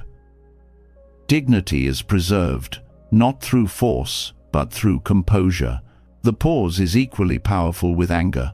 Anger often feels uncontrollable, like fire bursting without warning. But even fire requires fuel and spark. By pausing, you cut the chain of reaction. You notice the first heat rising, the breath shortening, the muscles tightening. Instead of pouring words like gasoline onto the flame, you breathe. The heat still exists, but it does not consume you. Over time, repeated pauses weaken the habit of explosive anger, transforming it into understanding. In practical life, pausing creates better decisions. When you rush to answer an email, you may write words you later regret. When you hurry into a purchase, you may spend more than needed. When you respond instantly to provocation, you may escalate conflict. By pausing, you create space to choose differently. This is not indecision, it is wisdom. You align with your values rather than being pulled by impulse. The pause acts as a filter, catching the unnecessary before it leaves your mouth or hands. The power of pausing extends beyond conflict. It enhances joy. By pausing before moving to the next task, you notice the beauty of what is already here. You taste food more fully, you hear music more deeply, you feel the presence of loved ones more vividly. Without pausing, joy slips past unnoticed, lost in the rush of doing. With pausing, even ordinary moments shine. Mindful pausing also dissolves the weight of busyness. Many carry heaviness, not from true responsibility, but from constant motion. The pause interrupts the illusion that you must always be moving. In that stillness, you remember that rest is not laziness but nourishment. The pause allows balance to return, body and mind syncing once again. A few breaths of stillness can restore clarity more than hours of frantic effort. The pause is accessible anywhere. On a crowded train, between phone calls, in the middle of disagreement, you always carry the power to stop briefly. No equipment, no special setting is needed. The body itself is the reminder. Inhale, exhale, pause. Each pause is like a drop of cool water on heated skin, refreshing and calming. Over time, these drops form a river of composure that flows through your life. Another gift of pausing is perspective. When you react immediately, you see only from the narrow tunnel of the moment. But pausing opens vision. You step back, you see the bigger picture. Anger feels smaller, pride feels unnecessary, fear feels less urgent. From this wider view, wisdom arises. Problems that seemed overwhelming become manageable. Choices that seemed tangled become clear. The pause acts as a lens, sharpening sight beyond the blur of emotion. The pause is not passive. It is not avoiding action or refusing responsibility. It is the most active form of awareness, because it requires strength to stop momentum. It is easy to lash out, easy to indulge craving, easy to defend pride. It takes strength to pause, to resist the pull of impulse, to hold silence when silence heals. This strength is noble because it preserves peace both within and around you. Even the natural world reflects this rhythm of pausing. The heart pauses between beats. Breath pauses between inhale and exhale. Day pauses in twilight between light and dark. Seasons pause in stillness before changing. These pauses are not interruptions, but essential parts of life's flow. Without them, rhythm collapses. By learning to pause, you align yourself with the natural balance of existence. The pause also cultivates compassion. When you stop before reacting, you have time to consider the other person's suffering. You see their words not only as attack, but as expression of pain.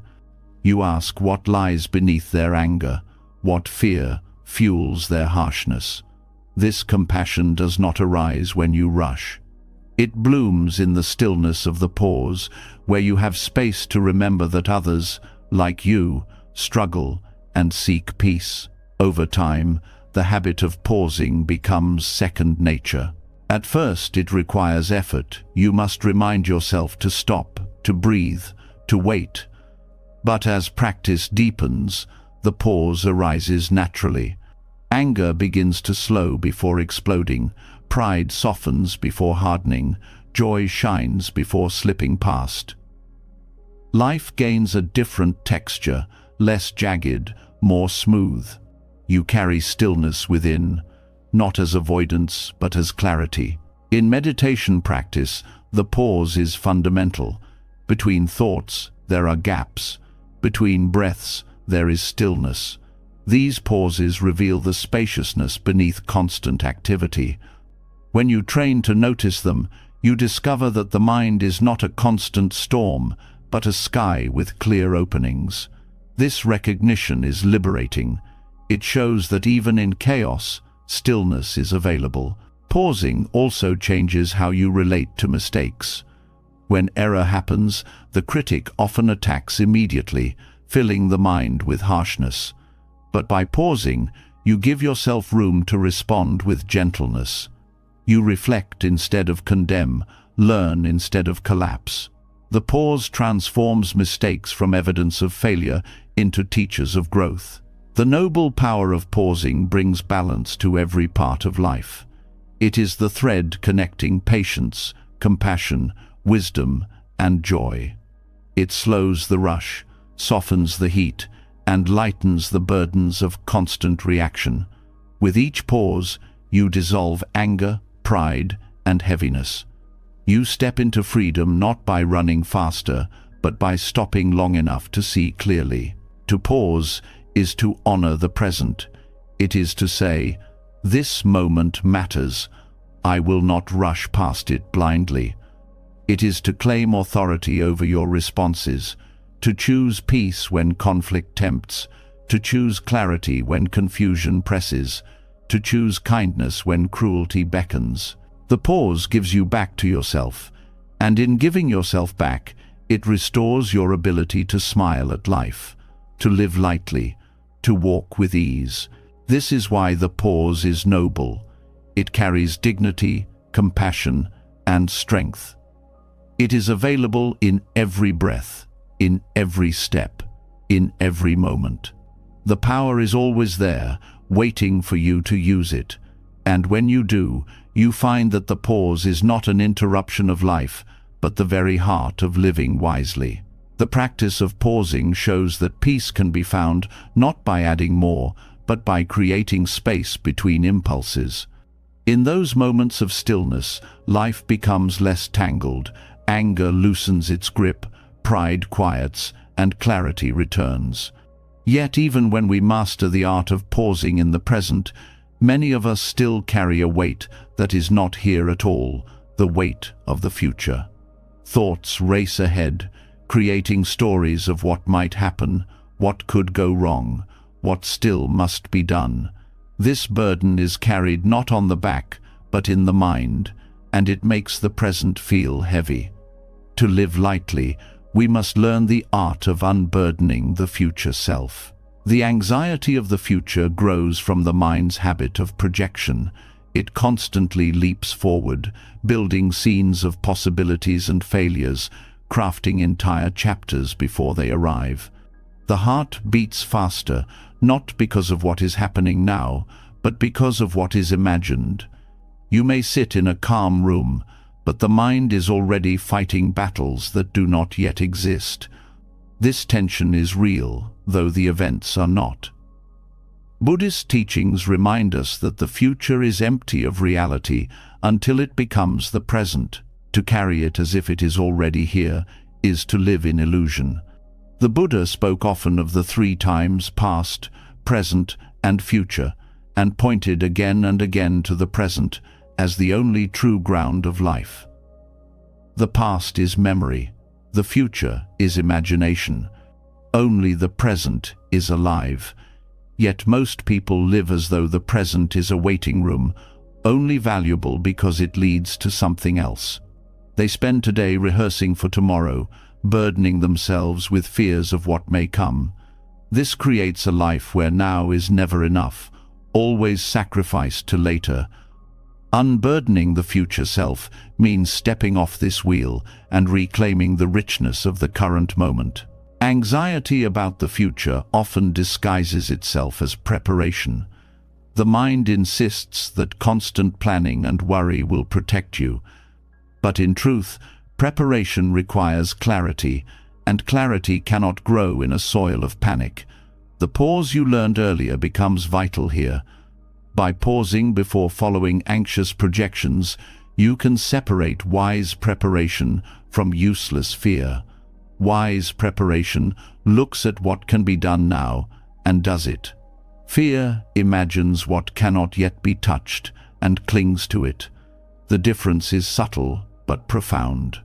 One lightens, the other burdens. Another way to release the future's weight is by seeing the impermanence of conditions. You may fear that a difficulty will last forever, but everything shifts. Situations evolve, emotions pass, opportunities arise unexpectedly. The self you are worried about tomorrow may not even exist in the same way when tomorrow comes. To fixate on a rigid future is to forget the truth of change. When you recognize impermanence deeply, you loosen the chains of projection. You understand that no matter what tomorrow brings, it will not stay, and you will not remain unchanged either. Mindfulness teaches us to hold time differently. Instead of dividing life into linear sections of past, present, and future, you begin to see them as movements of mind. The future is not a place you must carry. It is simply a thought arising now. When you notice future thinking as a thought, it loses its solidity. You no longer treat it as reality, but as a mental event that can be released. This awareness is freeing because it shows that the future's weight is not external. It is created within and can be set down within. Practicing unburdening the future self can begin with small moments. You notice yourself worrying about a meeting tomorrow. Instead of rehearsing endlessly, you return to the breath. You bring attention back to what is under your control now. Maybe you prepare notes, maybe you rest, maybe you do nothing. But you stop repeating the imagined scene.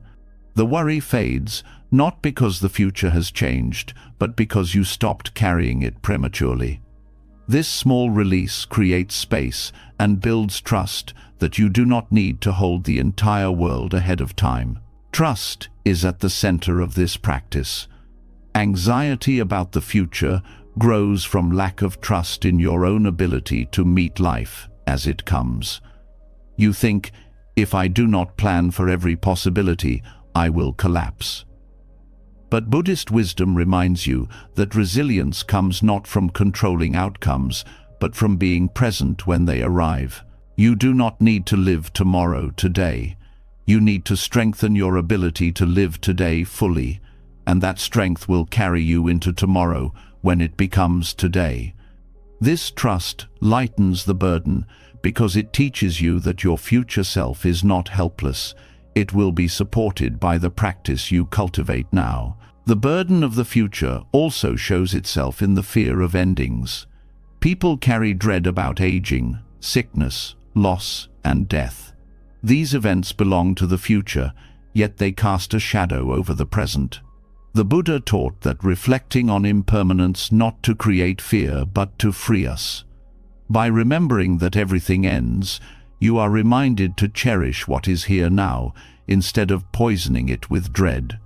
Death is certain, but life is now. When you live this way, the future no longer robs you of the present. Unburdening the future self also involves softening the grip on identity. Many anxieties about the future arise from trying to preserve a fixed image of yourself. You worry about whether you will succeed, whether you will still be admired, whether you will maintain control. But if the self is not permanent, then none of these fears hold solid ground. You are not a fixed entity moving into a fixed future. You are a process unfolding in a flow of change. The more you see this, the lighter you become. The practice can be deepened by connecting with the body. Future anxiety lives in the mind, but its weight is felt physically: tight shoulders, restless stomach, shallow breath. By grounding in bodily awareness, you disrupt the cycle. When the mind races ahead, you feel the breath, you notice the ground under your feet, you return to the rhythm of walking or the warmth of the hands. These anchors remind you that life exists only in the body's current experience, not in mental projections. Returning again and again to the body helps dissolve the illusion of a heavy future. Gratitude also plays a role here. Anxiety about the future focuses on what might be missing later. Gratitude focuses on what is here now. By shifting attention to current blessings, you reduce the mind's obsession with what may not arrive. Gratitude creates sufficiency in the present, which naturally lessens fear of insufficiency in the future. You begin to trust that life has already given much and will continue to unfold in ways you cannot fully predict, but can often meet with appreciation. The burden of the future also appears in relationships. People carry expectations of how others should be tomorrow, how love should remain, how bonds should never shift. These expectations create anxiety because no relationship is static. By unburdening the future self, you learn to meet relationships as they are today, appreciating the presence of loved ones without binding them to promises of permanence. This allows love to be freer and more genuine because it is not tied to fear of change. Work and ambition are also fertile ground for future burdens. The mind insists that happiness lies in the next achievement, the next promotion, the next milestone. This creates a life where the future self is constantly weighed down with demands. Buddhist practice teaches you to engage in work with sincerity, but without clinging to results. You do your best now, without loading the future with the responsibility of delivering happiness. This shift lightens both work and life, as you find satisfaction in the process rather than in a distant outcome. Even spiritual practice can become a burden when projected into the future. Many think, one day I will be enlightened, one day I will find peace. They delay joy until a future milestone. But practice is not about achieving a far-off state, it is about cultivating presence now.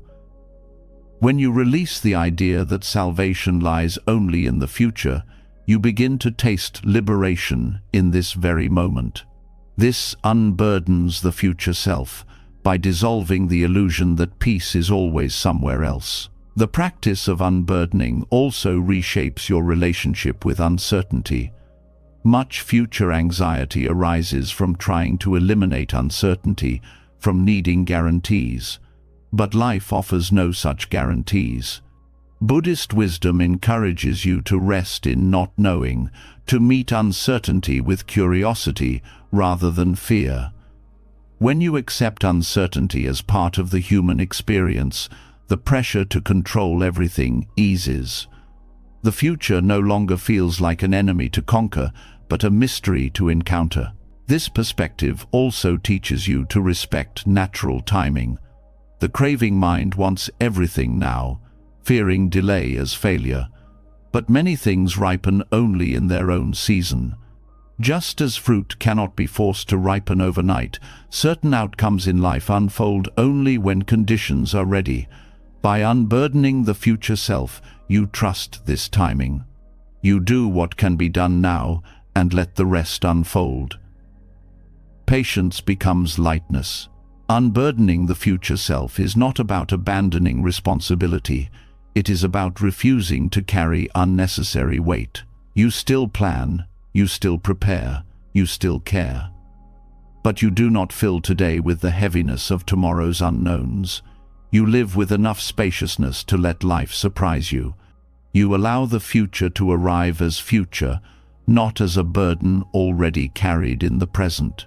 This practice changes how you wake each morning. Instead of rising with the pressure of an entire imagined future, you rise with one step, one breath, one task. You meet the day as it is, not as a stage for endless predictions. This creates energy, clarity, and peace. Over time, the mind stops racing so far ahead. The future becomes lighter, not because it disappears, but because you no longer try to drag it into today. When you unburden the future self, you discover a profound relief. The endless what-ifs lose their power. The constant rehearsal quiets. You realize that life is always lived here, never there.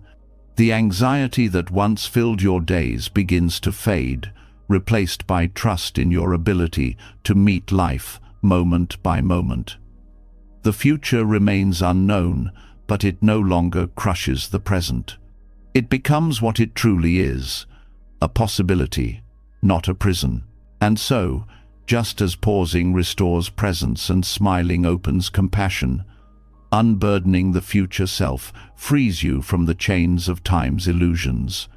This freedom does not erase uncertainty but teaches you to walk lightly with it. The next chapter will come, but until it does, you are alive in this one. That is enough. When you begin to release the burden of the future, something surprising happens. The constant weight of what might be no longer blinds you to what already is. The mind that once raced ahead slows down, and in that slowing, small details become visible. A sip of water, the rustle of leaves, the rhythm of breath, the grain of rice resting on your plate. What was overlooked becomes precious. The treasure is not in what is coming, but in what is here, hidden in plain sight. The joy that people chase in distant goals is quietly present in the simplest things, waiting to be noticed. This is the art of discovering joy in the smallest grain of rice. The human tendency is to search for happiness in grand moments, celebrations, achievements, life-changing events. But these are rare, brief, and unpredictable. If joy depends only on them, life becomes a waiting game. Most days will feel ordinary, and ordinary will seem unworthy of attention. Buddhism teaches the opposite. The ordinary is the doorway to peace. A single grain of rice contains the miracle of earth, water, sun, and countless hands that brought it to your bowl. To see this clearly is to understand interdependence, and to feel gratitude so deep that contentment arises naturally. The grain of rice is not only food but a teacher. It reveals how much is hidden in the small. One grain appears insignificant, but without grains there is no meal. Without meals, no energy. Without energy, no life. The grain is a link in a vast chain, a reminder that small things sustain the whole. Joy in the smallest grain of rice is not sentimental exaggeration, it is truth. The ordinary sustains us. To overlook it is to overlook the ground of life itself. Mindfulness practice sharpens this vision. When you eat rice in a hurry, it is tasteless. When you chew with awareness, you sense texture, warmth, nourishment. You notice how hunger is eased, how the body receives strength. This simple attention transforms eating into gratitude.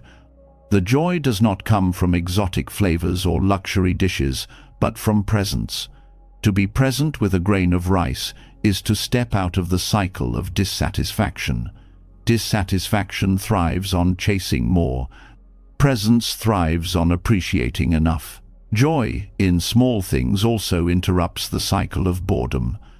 Many complain that daily routines are dull, but boredom arises not from life being empty, but from the mind being distracted. When attention rests fully, even washing dishes or folding clothes becomes alive. The grain of rice teaches that detail holds depth. Each grain unique, each grain shaped by conditions, each grain a miniature universe. Seeing this, boredom dissolves, curiosity awakens, and curiosity naturally brings joy. This practice extends beyond food. A drop of water glistening on a leaf, the pattern of shadows across a wall, the breath moving in and out without pause, each carries beauty when you are present. The joy is not in the object itself, but in the attention you bring. Attention is like light. Wherever it shines, details reveal themselves. Without light, the treasure remains hidden. With light, the treasure is everywhere. Joy, in the smallest grain of rice, also challenges the craving mind. Craving insists that joy must come from more wealth, more recognition, more stimulation. But when you learn to rest in the ordinary, craving loses its grip. You realize you can feel peace without adding anything extra. A meal of plain rice can bring contentment equal to a feast if received with awareness. This truth loosens the cycle of wanting and creates stability. The practice also heals the constant feeling of lack. Many live with the belief that something is always missing, that life will only be whole once a gap is filled. But the grain of rice shows wholeness in smallness. When you attend fully to one detail, it contains the whole universe. Interbeing, as Thich Nhat Hanh described, shows that in a grain of rice you can see clouds, rain, soil, sun, farmers, and the eater. Nothing is missing. The sense of lack dissolves when you see the fullness of each small thing. This approach also nurtures resilience. When you can find joy in the smallest details, you are less dependent on circumstances. Even in hard times, there is always something small to notice: a breath, a sound, a taste. These small joys act as anchors. They remind you that life continues to offer gifts even when larger situations feel overwhelming. This does not erase suffering, but it prevents despair from becoming total. Practicing joy in small things also changes relationships. Instead of waiting for grand gestures, you begin to appreciate tiny acts of care: a smile, a word, a hand offered. These details build connection more strongly than occasional dramatic displays. When gratitude arises for the small, relationships feel lighter, less demanding, more alive with kindness. You no longer overlook what is already being given. The practice can be cultivated deliberately. During meals, take a few breaths before eating. Notice the food, not as an object, but as a miracle of conditions. Taste slowly, without rushing to the next bite. Each mouthful is enough. Outside meals, pause during the day to notice one overlooked detail: a sound, a color, a texture. Train the mind to stop skipping past. Over time, the habit of noticing becomes natural, and joy arises without effort. This way of living also teaches humility. The grain of rice is small, yet it sustains life. We often overlook the small because we value the grand. But when you honor the small, you see that greatness depends on it. A mountain is built of tiny stones, an ocean of drops, a meal of grains. Recognizing this dissolves arrogance and creates respect for all that seems minor. Joy is born from reverence for the ordinary. The smallest grain also reveals the illusion of separation. You may think of rice as separate from yourself, but once eaten, it becomes your body. The line between self and other dissolves. This insight extends to all life. What sustains you becomes you. Recognizing this deepens gratitude and softens selfishness. Joy arises not only from receiving but from understanding connection. Modern life often pulls attention away from small things. Screens, noise, speed, all encourage you to overlook the details. But this only deepens dissatisfaction, because the mind keeps skipping over the present. Practicing joy in the smallest grain of rice reclaims the present from distraction. It teaches that peace is not hidden in distant goals, but here, in this overlooked moment. This practice also aligns with simplicity. When you can find joy in a grain of rice, you no longer need extravagance to feel satisfied. Simplicity becomes enough. This does not mean rejecting pleasure, but recognizing that joy is not dependent on excess. A simple life becomes rich because attention fills it with meaning. Extravagance without awareness is empty. Simplicity with awareness is full. The grain of rice also symbolizes patience. A harvest comes only after countless small steps: sowing, watering, tending, waiting. Each step matters. Each grain is born of long effort. Seeing this teaches patience in your own life. Growth is not instant. It comes from many small actions. Joy arises not only at the harvest, but in respecting the process. Joy in the smallest grain of rice also connects you to gratitude for others. Behind every meal is labor. You may never see farmers, transporters, cooks. Each grain carries human effort, often unseen and unacknowledged. By noticing, you awaken gratitude for those who sustain you. This softens self-centeredness and nurtures compassion. Joy deepens when shared with awareness of interconnection. The practice also eases restlessness. Many seek excitement because ordinary moments feel insufficient. But restlessness is a symptom of disconnection. When you reconnect with the ordinary, the urge for constant stimulation fades. Stillness becomes nourishing, not empty. The grain of rice shows that contentment is not boring. It is the deepest relief from the exhausting chase. Even in spiritual practice, this teaching holds power. Many seek enlightenment as a distant, dramatic event. But Buddhism reminds us that awakening is found in the ordinary. Washing a bowl, sweeping a floor, eating rice. These are not distractions from practice. They are practice itself. Joy in the smallest details reveals that the sacred is not separate from daily life. Over time, this practice reshapes your entire relationship with living. You stop postponing joy, stop overlooking what sustains you, stop demanding extraordinary circumstances. Each day becomes rich, not because of what happens, but because of how you attend. The smallest grain becomes a symbol of abundance. Contentment grows naturally, and the endless hunger for more softens. To discover joy in the smallest grain of rice is to discover freedom. You no longer chase endlessly, no longer overlook the present, no longer wait for life to begin. Life is here, and it is already enough. The grain teaches that ordinary is extraordinary when seen with open eyes. To live this way is to smile at life daily, not because it has given you everything you once demanded, but because you have learned to see what was always given. In this, joy becomes steady. It no longer rises and falls only with big events. It flows continuously, sustained by details that never stop appearing. Each grain, each moment, each breath offers an invitation. All that is needed is awareness. And when awareness is present, even the smallest grain of rice becomes a universe of joy.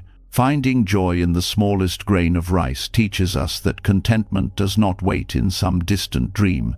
It lives in the overlooked details of now. When you see how much life is already contained in the ordinary, you begin to notice another truth rising quietly beneath the surface. The self that claims ownership of these joys, fears, and struggles is not as solid as it seems. We spend so much energy defending an identity, holding tightly to who we think we are, protecting images of ourselves that shift like sand. Yet Buddhist wisdom offers a radical and freeing perspective. There is no fixed self. What you call you is a flowing process, ever-changing, never static. To engage with this, not as a burden but with playfulness, is to step into a lighter way of living, where life itself becomes a dance rather than a struggle to preserve something unchanging. The idea of non-self can be unsettling at first. Many feel that if the self is not permanent, then life has no meaning. But in truth, it is the opposite. Meaning arises because of impermanence, because of the possibility of growth, because of transformation. If you were fixed and unchangeable, no healing would be possible, no learning could take place, no freedom could be found. Non-self is not erasure, it is openness. It is the freedom to evolve again and again without being imprisoned by old definitions. Consider the body. Every cell in you is constantly shifting. Skin renews, blood flows, thoughts come and go, moods shift. The person you were 10 years ago is not the person you are today, not in body, not in mind, not in memory. Yet we cling to the illusion of a single, solid me. When you begin to see the self as a process, life feels playful. Just as a river is not the same water from moment to moment yet remains a river, you are not the same from moment to moment yet life continues. This playfulness arises from not needing to hold tightly to any identity. The heaviness of self comes from defending it. Pride insists, I must be seen as competent. Fear whispers, what if I fail and people think less of me? Memory clings, this is who I have always been.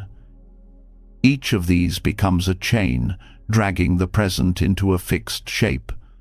But when you treat identity as fluid, these chains dissolve. You can laugh at mistakes because they do not define an eternal you. You can release old stories because they were only chapters, not eternal verdicts. You can step into new roles with freedom because nothing in you is frozen. Playfulness with non-self also transforms relationships. Much conflict arises when two fixed egos collide, each defending its territory. But when you see yourself as fluid, you also see others as fluid. They too are processes, not fixed enemies or rigid roles. This recognition opens compassion. Someone who hurt you is not permanently a hurtful person, but a being who, in one moment, acted from pain or ignorance. This softens judgment and allows space for growth in both yourself and others. Buddhism often uses the metaphor of a chariot. If you take apart its wheels, frame, and axle, where is the chariot? In the same way, when you take apart body, thoughts, emotions, and memories, where is the permanent self? There is only a collection of conditions, moving together for a time.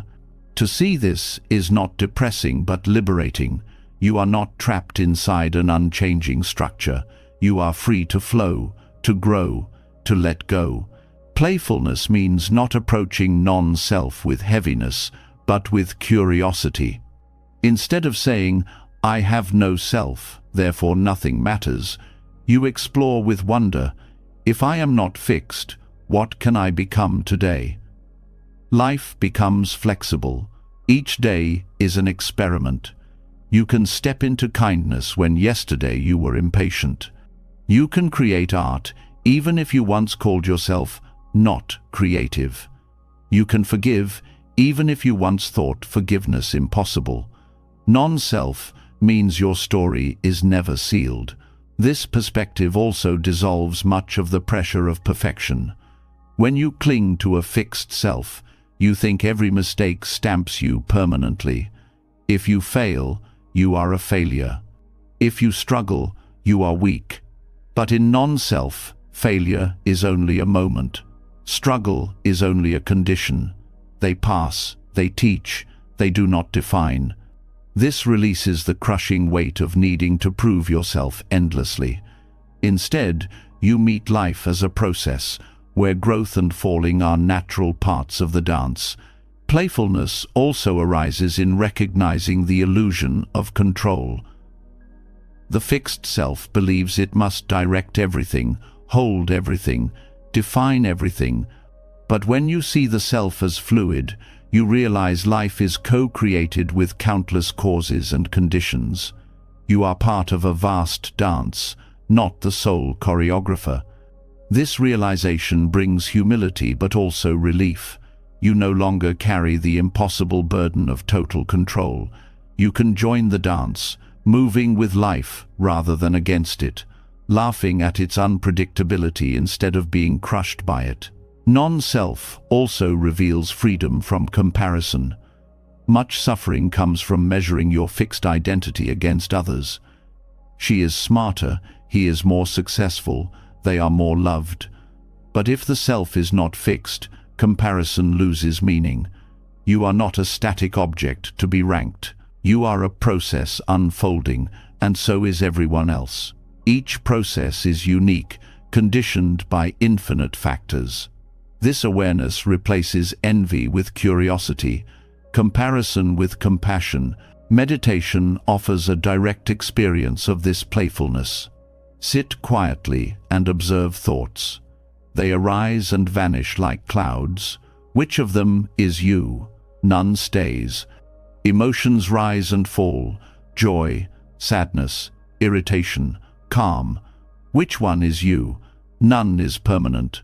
Awareness itself watches this flow, steady yet not solid. You begin to see that self is not a thing but a stream.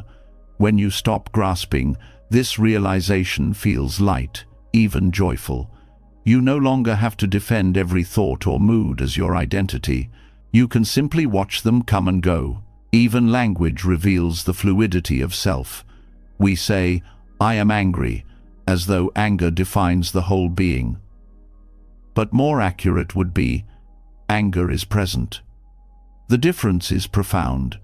Anger as a presence is temporary, shifting, not equal to you. To say, "I am anger," is to fuse identity with a passing state. Non-self allows you to step back, to hold these states lightly. This simple shift changes suffering into observation, reaction into response. Playfulness with non-self does not mean denying individuality. You still have a personality, habits, preferences, but you hold them lightly, knowing they are not eternal prisons. You laugh when they shift, you welcome new layers, you let go when old ones fade. This lightness makes life flexible and more forgiving. You are not bound by the need to be consistent at all costs. Growth becomes natural, change becomes a friend. This teaching also deepens compassion for yourself. When you see that the harsh stories you tell about yourself are only conditions, not eternal truths, you soften. "I am broken" becomes "I am experiencing pain." "I am worthless" becomes "I am facing difficulty." This shift dissolves despair and makes space for healing. The self is not fixed in suffering. It is a process that can be transformed. The playfulness of non-self also connects to creativity. When you stop defending a rigid identity, you open to exploration. You can try new paths, adopt new perspectives, create without fear of failing the self. Art, music, writing, or even new ways of living arise more easily when you are not trapped in the cage of who you think you must always be. Non-self is fertile ground for creativity because it removes the heaviness of needing to protect an image. Relationships flourish as well. When you release the fixed self, you release the fixed other. You stop freezing people in past mistakes or labels. You meet them anew each moment, open to their capacity to change. This creates space for forgiveness and deeper connection. Playfulness enters relationships when both sides are free to grow, rather than defend static images of each other. Even suffering feels different through this lens. Pain is real, but it does not define a permanent you. Sadness may visit, but it is not your eternal essence. Fear may arise, but it too passes. When you stop fusing self with states, you suffer less. You begin to play with these states, noticing how quickly they shift, how nothing stays. This does not trivialize suffering but shows its impermanence. Even deep wounds become part of the process of change, not chains that fix you forever. This way of living invites a sense of wonder. If the self is fluid, every moment holds potential for renewal. You wake each day not as the same rigid self, but as a continuation that can move in new directions. The past influences, but does not imprison. This is playful freedom. You live more lightly because you no longer carry the burden of defending who you were yesterday or proving who you will be tomorrow. You are free to dance with what is. Ultimately, the playfulness of non-self is about releasing heaviness.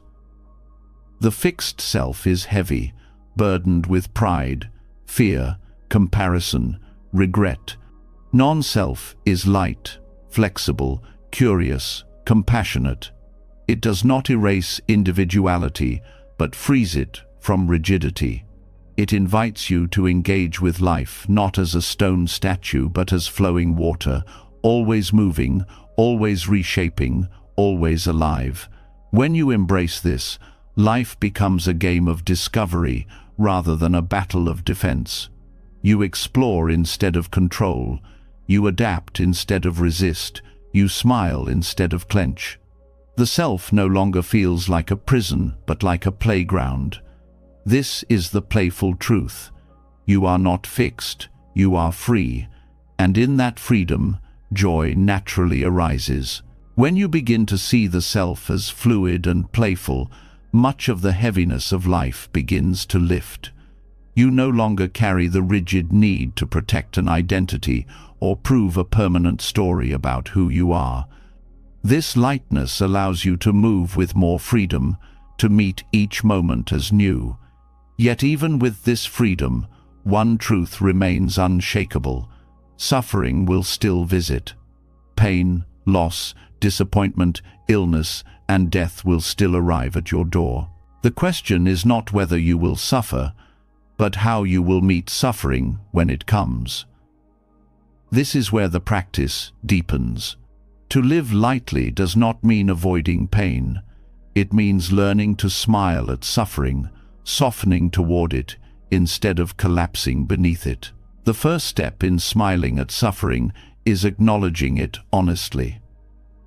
Many people try to deny pain, to bury it beneath distraction, or to cover it with false positivity. But denial does not dissolve suffering, it hides it where it festers. Buddhism teaches that suffering is one of the noble truths of life. To pretend otherwise is to fight reality. The courage to look directly at suffering is the beginning of wisdom. When you meet it face to face, you see that it is not an endless wall but a passing storm. Smiling at suffering does not mean pretending to be happy about it. It means meeting it with compassion instead of hostility. Hostility toward pain only multiplies it. When anger adds to grief, when fear adds to loss, when shame adds to struggle, suffering doubles. But when you respond with compassion, the sharp edges soften. You say to yourself, yes, this is painful, but may I meet it with gentleness. That simple shift in attitude transforms the entire experience. The pain may still exist, but it no longer destroys you. Compassion begins within. You must learn to hold your own pain the way you would hold a crying child. Instead of scolding yourself for suffering, you place a gentle hand on your heart, breathe, and allow tenderness to arise. Self-compassion interrupts the inner critic that says, I should be stronger. I should not feel this way. These judgments add weight to pain. By smiling inwardly, you tell yourself, it is okay to feel. I do not have to be crushed by this. This softness allows healing to begin. The body also plays a role. Suffering often shows itself physically: tight chest, tense shoulders, heavy stomach. When you bring compassion to the body, you ease suffering. A soft smile relaxes facial muscles, which sends signals of calm through the nervous system. This is not trivial. The body influences the mind as much as the mind influences the body. When you breathe slowly and let a gentle smile form, even in pain, you create a physiological environment where suffering becomes easier to bear. Smiling at suffering is also about perspective. Pain feels overwhelming when you believe it is permanent, but everything changes. Grief shifts, anger cools, wounds heal, even if scars remain. By remembering impermanence, you loosen the belief that suffering will last forever. You remind yourself that just as joy passes, so does pain. The smile becomes an anchor in this truth, a reminder that nothing stays. Another element is compassion for others. When you suffer, it is easy to believe you are alone, but every human being suffers. The details differ, but the reality is shared. By connecting your suffering to the suffering of others, you feel less isolated. You understand that pain is part of the human condition, not a personal failure. This perspective opens the heart. You can smile, not only for your own healing, but for the healing of all beings who suffer. Your pain becomes a bridge of empathy instead of a prison of isolation. Smiling at suffering also helps transform resentment. When life brings hardship, bitterness easily arises. Why me? Why this? These questions create resistance that intensifies pain. Smiling does not answer the questions but changes the relationship with them. It allows you to accept that suffering is part of life's fabric, not a punishment. This acceptance does not remove the challenge, but makes it less heavy.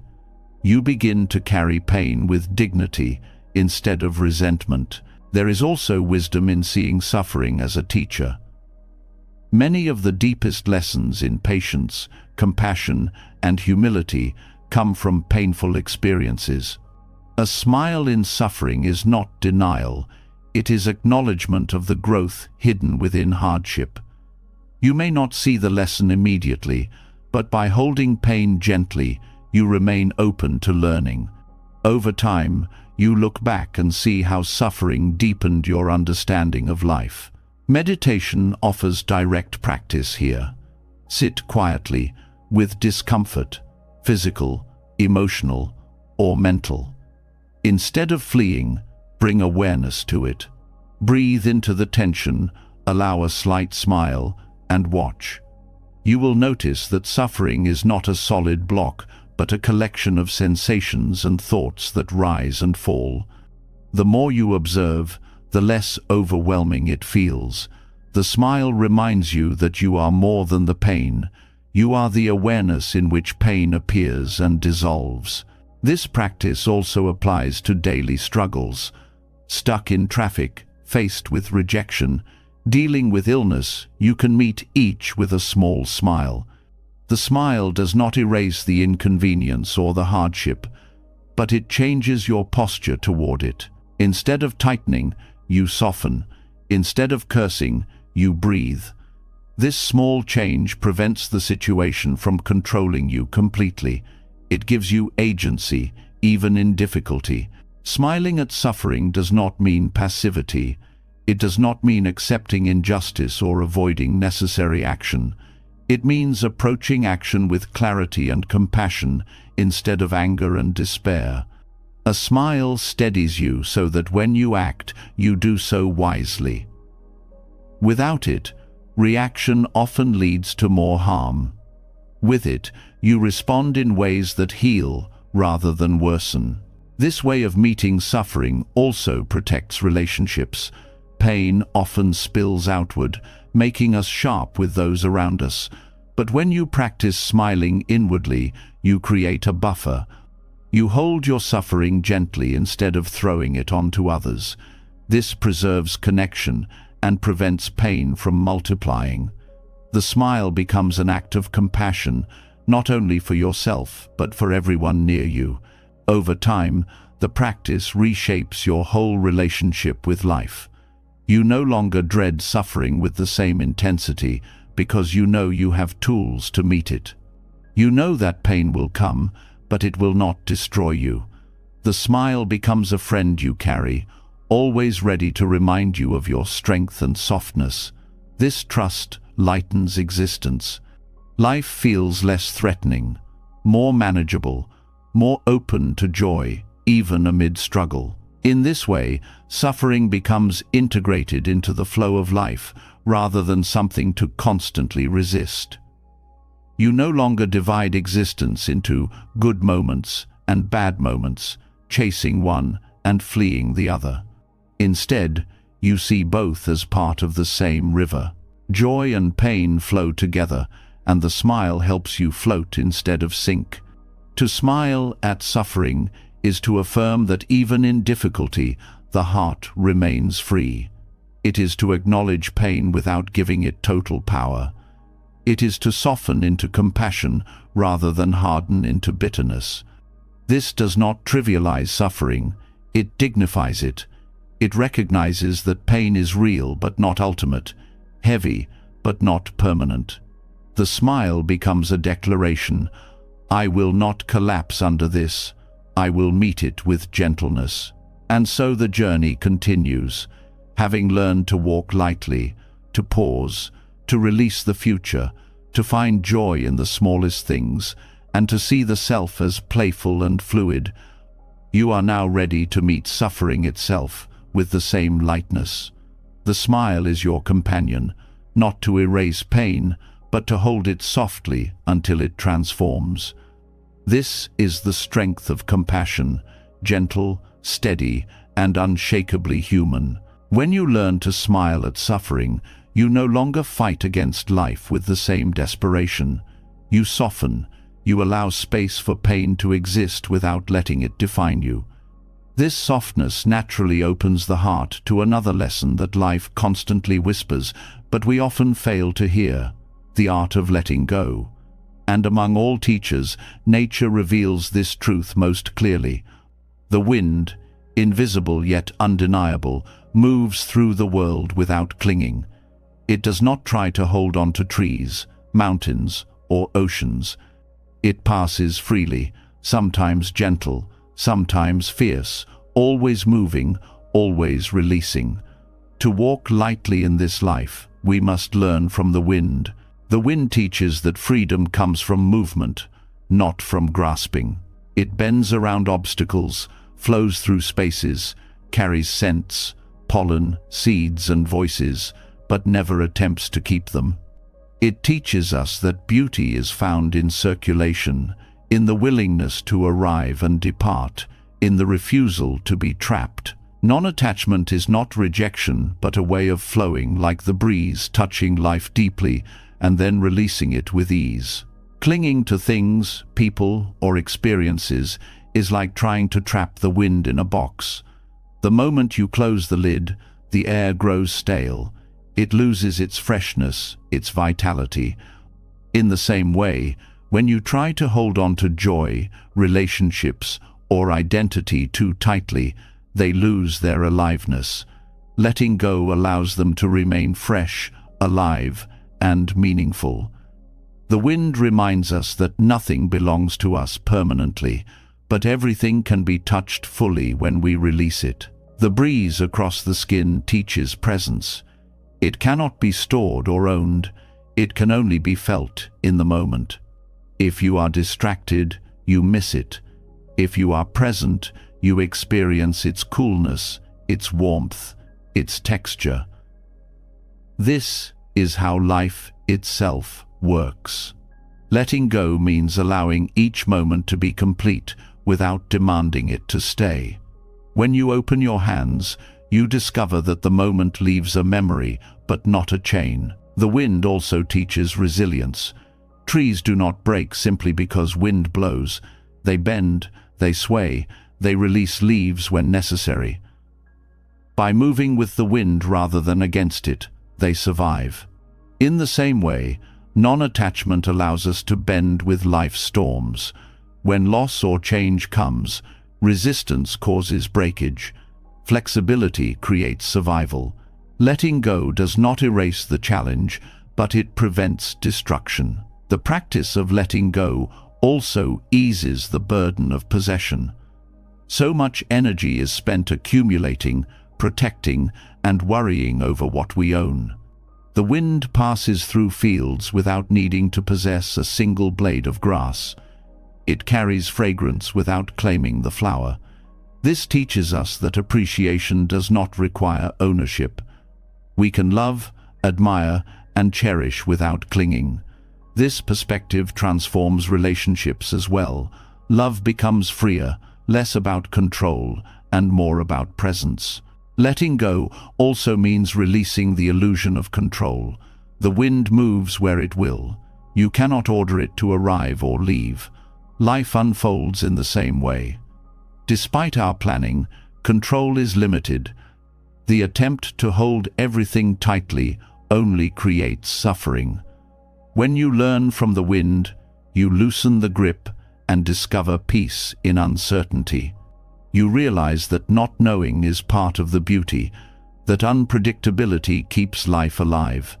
This practice connects deeply with impermanence. The wind is always shifting, strong then still, warm then cold, gentle then fierce. Nothing remains the same. Our lives mirror this constant change. Clinging to permanence is like shouting at the breeze to stop moving. It cannot and will not. By learning to let go, you stop demanding permanence from what is inherently impermanent. This frees you from disappointment and teaches gratitude for what is while it lasts. The wind also teaches humility. No matter how strong we are, we cannot command the air. We walk through it, breathe it, live because of it. Yet we do not own it. This humility extends to all of life. We are participants, not masters. Letting go means recognizing our place in a larger rhythm, understanding that control is limited, and choosing to move gracefully within the flow rather than against it. Meditation on the breath is another way the wind teaches. Breath is wind inside the body, moving in and out ceaselessly.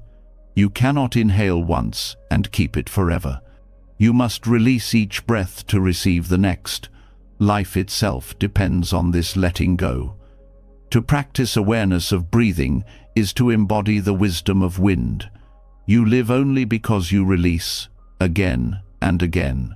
Letting go also brings relief from emotional burdens. Anger, resentment, jealousy, all are like stale air trapped inside. When you cling to them, they poison the body and mind. The wind teaches you to exhale, to release these states so that freshness can return. This does not mean denying emotions, but allowing them to pass without chains. You acknowledge the heat of anger, the sting of jealousy, and then let them move on, like clouds dispersed by the breeze. In relationships, letting go allows true intimacy. When you cling to others out of fear, you suffocate them. When you release, you allow them to breathe, to move, to grow. Love becomes like wind passing through open windows, refreshing, enlivening, not trapped. Non-attachment does not mean coldness. It means creating space where both yourself and others can be free. This space makes love stronger, because it is not burdened by fear of loss. The wind also reflects generosity. It does not discriminate in where it blows. It cools the weary traveler, scatters seeds across fields, carries fragrance to anyone present. To let go is to practice this same generosity, giving without demand, sharing without expectation. You learn to release acts of kindness into the world without needing control over their results. This lightness keeps your heart free from disappointment or pride. Non-attachment also transforms grief. Loss is inevitable, but suffering deepens when we resist release. When leaves fall in autumn, the wind carries them gently. Nature does not cling to what has ended. It transforms it into nourishment for new growth. In the same way, letting go in grief allows memories to remain without becoming chains. Love continues in a different form, carried like fragrance by the wind, not gone, but changed. Practicing with the wind means cultivating openness. You allow experiences, people, and moments to come and go without shutting down. You live with open windows instead of locked doors. This openness does not make you vulnerable to harm. It makes you resilient. Closed doors break under pressure. Open windows let the air move through. By releasing attachment, you protect your heart from rigidity. This teaching also applies to success and failure. The wind does not cling to high mountains or avoid low valleys. It moves across both. Success comes, failure comes, both pass. When you attach your identity to either, you suffer. Letting go means enjoying success without clinging, learning from failure without despair. Both are breezes moving through life, not permanent states. The wind teaches you to listen. It carries messages, the rustle of leaves, the whistle through branches, the coolness before rain. Listening to the wind cultivates patience and presence. You cannot demand it to speak, but if you are quiet, you hear its lessons. In the same way, letting go requires listening to life instead of forcing it. You pause, you notice, you respond gently rather than grasping. Daily practice of letting go can be simple. When you notice yourself grasping at a thought, release it with an exhale. When you feel anger rising, pause and breathe out, as though giving it to the wind. When you feel joy, appreciate it fully, then let it pass without clinging. Each release creates space. Over time, this space becomes lightness, and lightness becomes freedom. The wind also teaches that letting go does not mean emptiness. It means renewal. Each gust clears the air, disperses heat, carries seeds. Letting go makes room for new experiences, new growth, new life.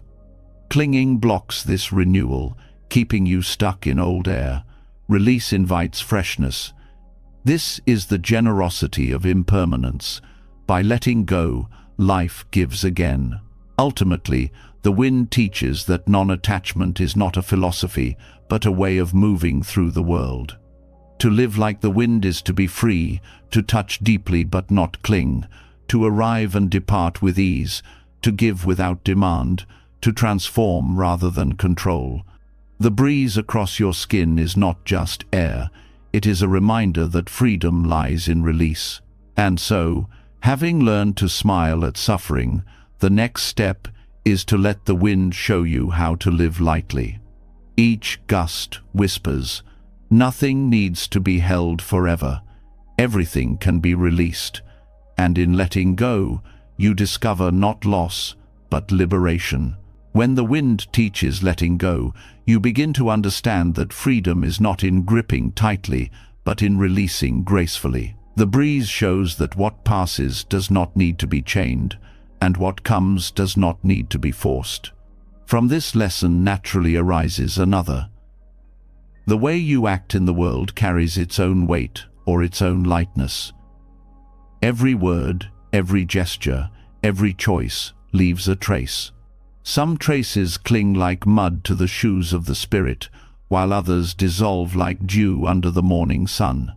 The art is not only to act well, but to act without sticky residue, to move through life with karmic lightness.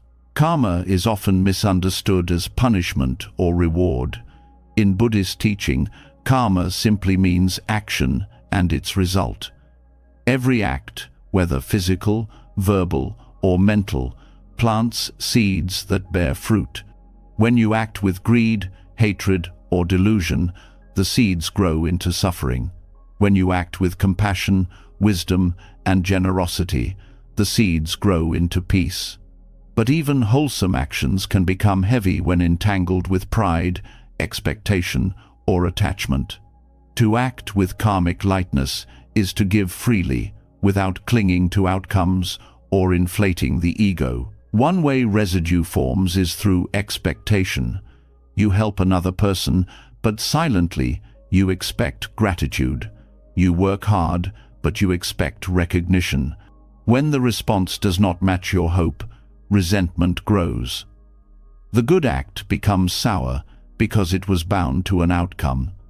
To act lightly is to release the outcome before it arrives. You give because giving itself is joyful.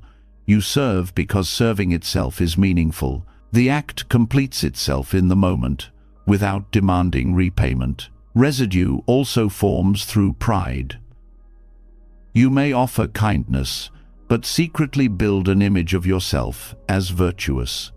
The ego whispers, "Look how generous I am, how wise I am." This creates attachment to identity, which becomes another chain. The action is good, but the pride makes it heavy. To act without sticky pride is to remember that generosity flows through you, not from you. Countless conditions made the act possible: your body, your teachers, the resources provided by others. To see this truth is to dissolve pride and replace it with humility. Acting with karmic lightness requires mindfulness of intention. The Buddha taught that intention is the seed of karma. If the intention is pure, free of greed, hatred, or delusion, the action leaves little residue. This means pausing to check your heart before acting. Are you giving to manipulate? Are you speaking to impress? Are you helping only to be seen? These subtle motives create heaviness. When the motive is simply to benefit others, to reduce suffering, to express compassion, the action becomes light, like a feather carried by the wind. Another aspect of karmic lightness is letting go of results. Even good actions do not always bear visible fruit. You may plant seeds of kindness in someone who responds with anger. You may work toward justice and still face resistance. If you cling to immediate results, you will feel defeated. But karma unfolds across time, often unseen. To act lightly is to trust the process. You release the need to control how seeds sprout, knowing that good actions always matter, whether or not you see their outcome. Lightness also arises when you act without clinging to permanence. A heavy residue forms when you try to immortalize your deeds. You want to be remembered, honored, praised, but everything fades. Statues crumble, names are forgotten, records vanish. If your joy depends on eternal recognition, your actions will feel burdened. But if your joy comes from the act itself, no fading can harm it. A kind word, even if forgotten, has already shaped the world. The karmic imprint exists without needing applause. This practice also transforms daily interactions. A smile offered to a stranger, help given quietly, patience extended in difficulty, all become powerful when done without attachment. They require no announcement, no validation. Their lightness makes them more enduring. In fact, the most profound karmic seeds are often those planted without anyone noticing, including yourself. Karmic lightness also relates to speech. Words can bind or free. When you speak to prove yourself, to win arguments, to show superiority, the residue lingers. Conversations replay in your mind, leaving restlessness. But when you speak to uplift, to clarify, to comfort, and then release the need to be right, the words dissolve without weight. Silence, too, can be karmically light when chosen with wisdom. This teaching does not mean passivity. Acting without sticky residue is not the same as refusing responsibility. It means engaging fully but without clinging. Like the wind, you pass through life touching deeply, but not imprisoning yourself in outcomes. This frees immense energy. So much suffering comes not from the act itself, but from the attachment woven around it. Fear of failure, pride in success, demand for recognition. When these attachments fall away, action becomes joyous. Even in spiritual practice, karmic heaviness can creep in. You meditate and hope others will admire your discipline. You practice kindness but secretly compare yourself with others. These hidden attachments make practice another form of ego building. To release them, you return to intention. You remember that the path is not performance, it is liberation. Acting without sticky residue means you practice for freedom, not for praise. Karmic lightness also brings clarity about forgiveness. When someone wrongs you, clinging to anger adds residue to your heart. You carry the injury like a stone, heavy and consuming. Letting go does not excuse harm, but frees you from endless replay. By forgiving, you dissolve the karmic bond. You stop feeding the cycle. This is not about denying justice, but about refusing to let resentment control your future. The wind does not hold grudges, it moves on. The practice of acting lightly reshapes ambition. Many pursue goals with fierce attachment, believing success defines worth. But ambition tied to ego becomes heavy. If you fail, despair follows. If you succeed, pride inflates. Both leave residue. To act lightly is to pursue goals with sincerity, but without self-entanglement. You give your effort fully, but your peace does not depend on outcome. This balance makes work meaningful, yet freeing. In relationships, karmic lightness means loving without clinging, helping without calculation, caring without chains. You do not keep a ledger of favors, nor do you measure love in returns. You act from generosity and release expectations. This does not make you passive, it makes you more authentic. Love that demands nothing shines brighter and lasts longer. Even when facing hardship, karmic lightness provides strength. When suffering comes, you may ask, "Why me?" This creates heaviness. But when you see suffering as the natural fruit of past causes, you stop blaming. You act wisely to plant better seeds without resentment. This does not erase difficulty, but it prevents despair. By acting skillfully now, you shape a lighter future without carrying bitterness. The path of karmic lightness also brings joy in anonymity. To act without needing to be seen is liberation. The world often glorifies recognition, but lightness grows in acts that leave no trace of self. Helping quietly, giving without name, serving without credit, these dissolve ego while still benefiting the world. Such actions carry no sticky residue, only peace. This practice can be trained daily. Before acting, ask, is this motivated by pride, fear, or craving? If so, pause. Redirect to compassion and wisdom. After acting, release outcome. Do not replay for praise or punishment. Let the act complete itself and vanish, like wind passing over water. Over time, this becomes natural. Life feels lighter, relationships smoother, mind clearer. Ultimately, karmic lightness is about freedom. When you act without clinging to self, results, or recognition, you become untangled. Your actions ripple out, benefiting others, but you remain at ease. No residue weighs you down. You live like the wind, moving, touching, nourishing, but never bound. And so, from the breeze that teaches release, the next lesson reveals itself. To live lightly is not only to let go of what comes to you, but also to let go of what leaves you through your own hands. Each act can either bind or free. When you learn to act without sticky residue, your life becomes a path of effortless generosity and unshakable lightness. When actions are carried out without sticky residue, life feels light, unburdened, and free. The heart no longer clings to recognition or results, and in that release, an unexpected gift arises: space. Within this space, you begin to notice something many people spend their lives avoiding: silence.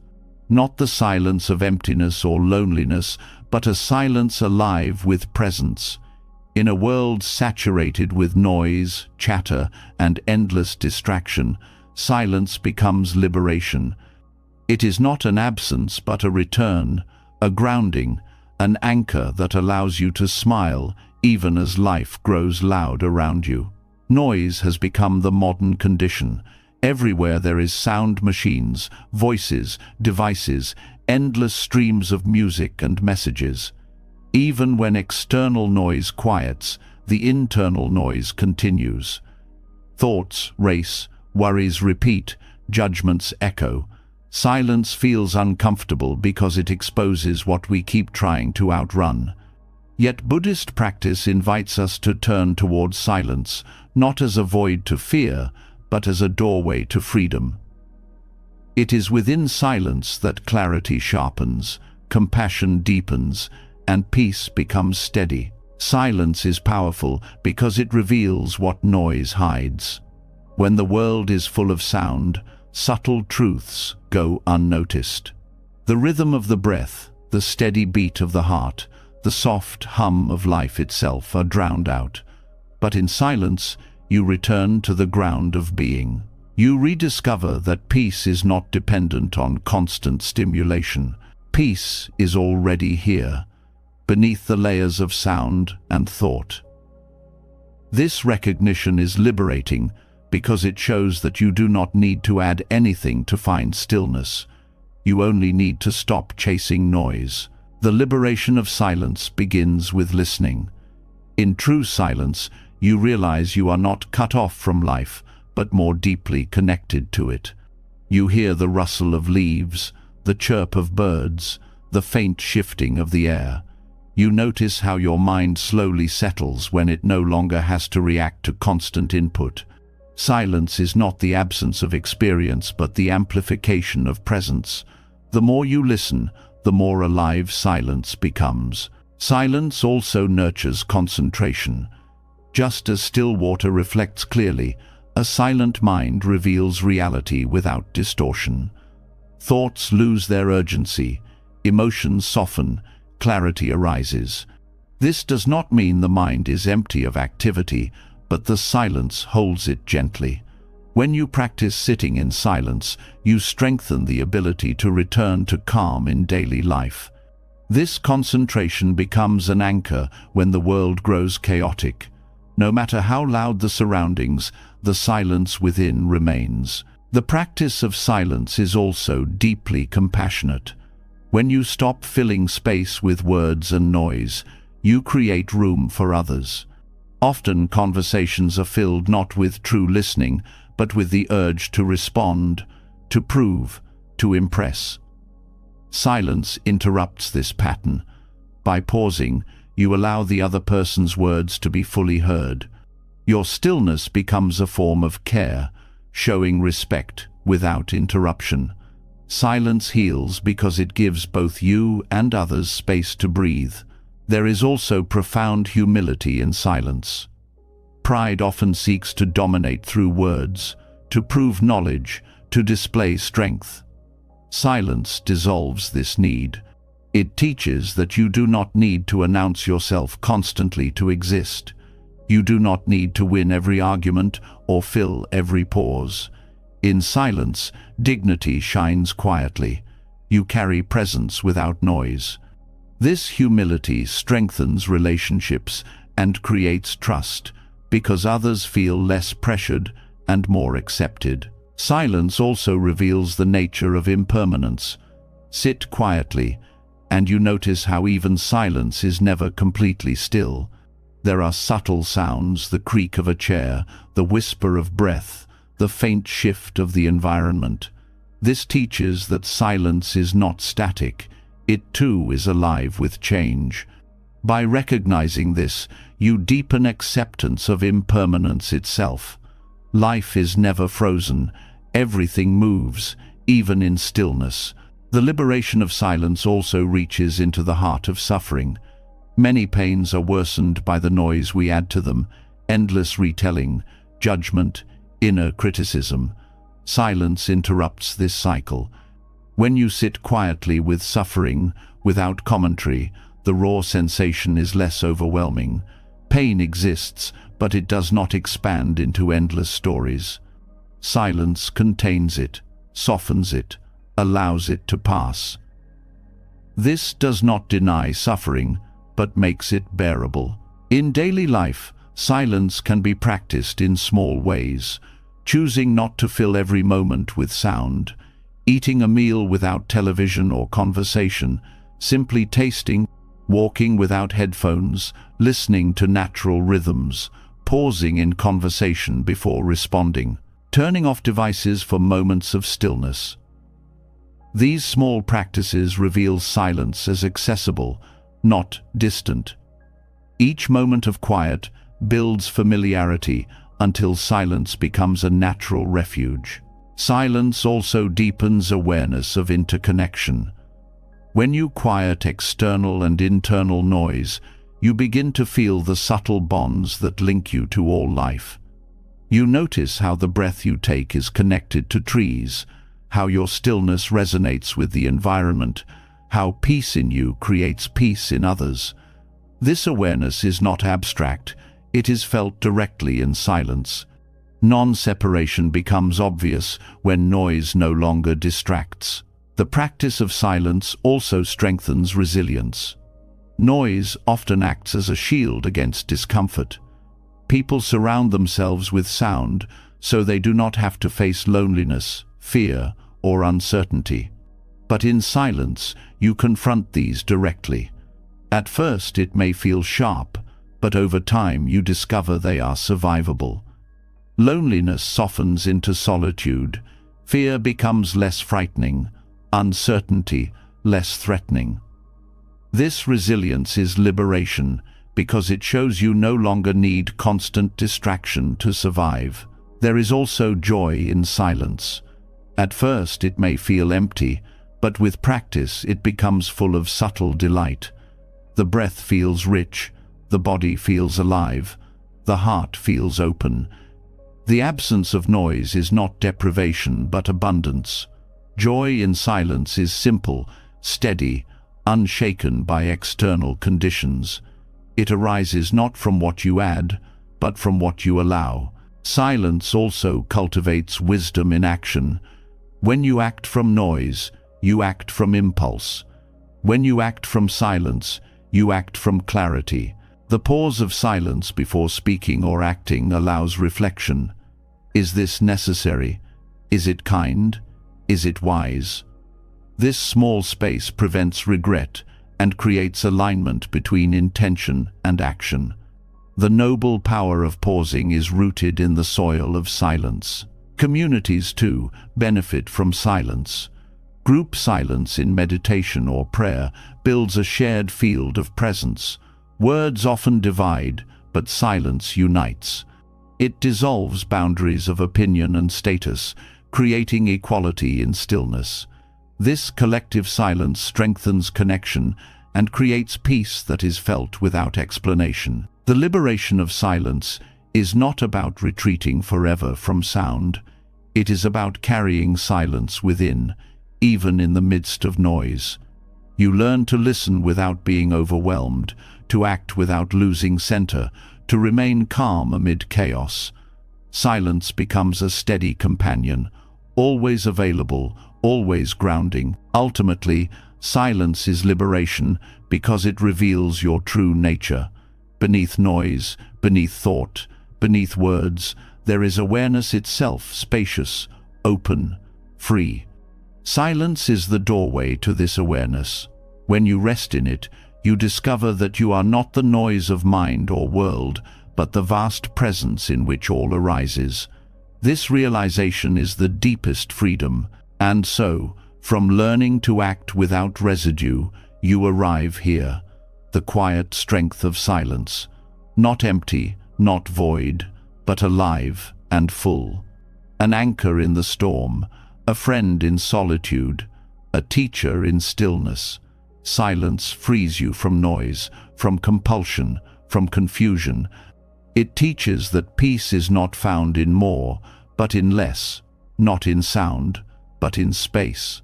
To rest in silence is to rest in freedom itself. Silence teaches you that peace does not come from adding more, but from discovering the fullness that already exists when noise fades away. In that stillness, the body naturally seeks its oldest rhythm, the gentle flow of breath. This is the bridge between silence and life, the constant movement that never abandons you. And within this flow lies another teaching. The breath is not only survival, it is transformation. When met with awareness, each inhale can lift the weight of heaviness, and each exhale can release what no longer serves. To breathe like a lotus is to let every breath be a blossoming, a renewal that opens you gently toward lightness and joy. The lotus is a flower that rises from muddy water into pristine bloom. Its beauty does not deny the mud, but grows out of it. In the same way, mindful breathing does not deny difficulty, but transforms it. Breathing with awareness is not escape, but engagement. You meet heaviness directly, but instead of collapsing beneath it, you allow the breath to carry it upward, to release it, to open you again. This is why the Buddha often called the breath a foundation for practice, because it is always here, simple, accessible, and powerful. Mindful breathing begins with recognition. You notice, this is an in-breath, this is an out-breath. Such simplicity holds great depth. By recognizing the breath, you step out of distraction and return to the present. Each recognition is a seed of presence. Instead of being lost in the past or future, you are anchored in now. This anchoring is not heavy but spacious, because the breath does not chain you, it flows. The breath reflects the state of the mind. When anxious, it becomes shallow and fast. When calm, it slows and deepens. By bringing awareness to breathing, you do not only observe the mind, but influence it. Deliberately softening the breath softens the mind. A slow, steady inhale teaches patience. A long, gentle exhale teaches release. Breathing like a lotus means allowing this natural intelligence of the body to guide you toward balance. The practice of mindful breathing transforms heaviness by dissolving reactivity. Strong emotions such as anger, grief, or fear feel overwhelming because they consume attention. But when you return to the breath, even in the midst of storm, you create a gap. You remember, this anger is not me, it is a passing energy. This grief is not eternal, it is a wave. The breath gives you stability. It is like holding a thread that keeps you connected while emotions swirl. This does not remove pain but prevents you from drowning in it. Breathing also unites body and mind. Often the two are disconnected. The body is here, but the mind is elsewhere. The breath brings them together. When you inhale with awareness, you feel the chest expand, the abdomen rise, the air entering. The mind is no longer wandering, it is resting in the body. This union creates harmony, a sense of being whole. When body and mind are together, life feels lighter because fragmentation dissolves. The lotus breath is also a practice of renewal. Every inhalation is new air, new life. Every exhalation is release, letting go of what is used. To live without awareness of this rhythm is to miss countless opportunities for renewal each day. But when you breathe like a lotus, each cycle becomes a reminder that renewal is continuous. Heaviness becomes temporary because each breath carries the chance to start again. In times of fatigue, mindful breathing restores energy. You breathe deeply, drawing oxygen into the body, and with awareness, this process feels vivid. It is not mechanical but nourishing. The body responds, the mind clears. In times of restlessness, mindful breathing steadies you. By focusing on the gentle rhythm, you calm the racing mind. Breathing like a lotus means adapting, sometimes energizing, sometimes calming, always harmonizing. This practice also nurtures compassion. When you breathe with awareness, you feel your own fragility. You realize that life continues breath by breath, each one precious. This recognition softens arrogance and strengthens empathy. You know that just as you rely on breath, so does every being. Each inhale connects you with trees that give oxygen. Each exhale returns it to the world. Breathing like a lotus reveals interconnection. Mindful breathing also transforms relationships. In conflict, a pause to breathe can change the entire direction. Instead of reacting sharply, you inhale awareness and exhale patience. Instead of clinging to pride, you inhale humility and exhale gentleness. The breath creates space between impulse and action. Within this space, Kindness has room to grow. The lotus metaphor also reminds us that beauty arises from struggle. Mud is not rejected, it is transformed. Breathing like a lotus means not rejecting difficulty, but breathing with it until it becomes strength. For example, in grief, each breath becomes a way to honor love that continues. In stress, each breath becomes a way to remind yourself of inner steadiness. In fear, each breath becomes an anchor, reminding you that you are still alive, still here, still capable of meeting the moment. The practice of lotus breathing can be done anywhere. While standing in line, walking, or lying down, you can notice the breath and let it blossom. It does not require ritual. It requires attention. Each breath is a chance to reconnect. Over time, this becomes a habit. Instead of turning automatically to worry, you turn to breath. The breath becomes your first refuge. This practice also deepens meditation. Many find it difficult to calm the mind, but by focusing gently on the breath, concentration grows naturally. The rhythm provides a soft focus, not harsh or forced. The breath is forgiving. If you forget, it is always there to return to. Breathing like a lotus means allowing meditation to feel alive, not rigid. The breath becomes a friend rather than a task. Mindful breathing also reveals impermanence in a gentle way. Each breath arises and passes.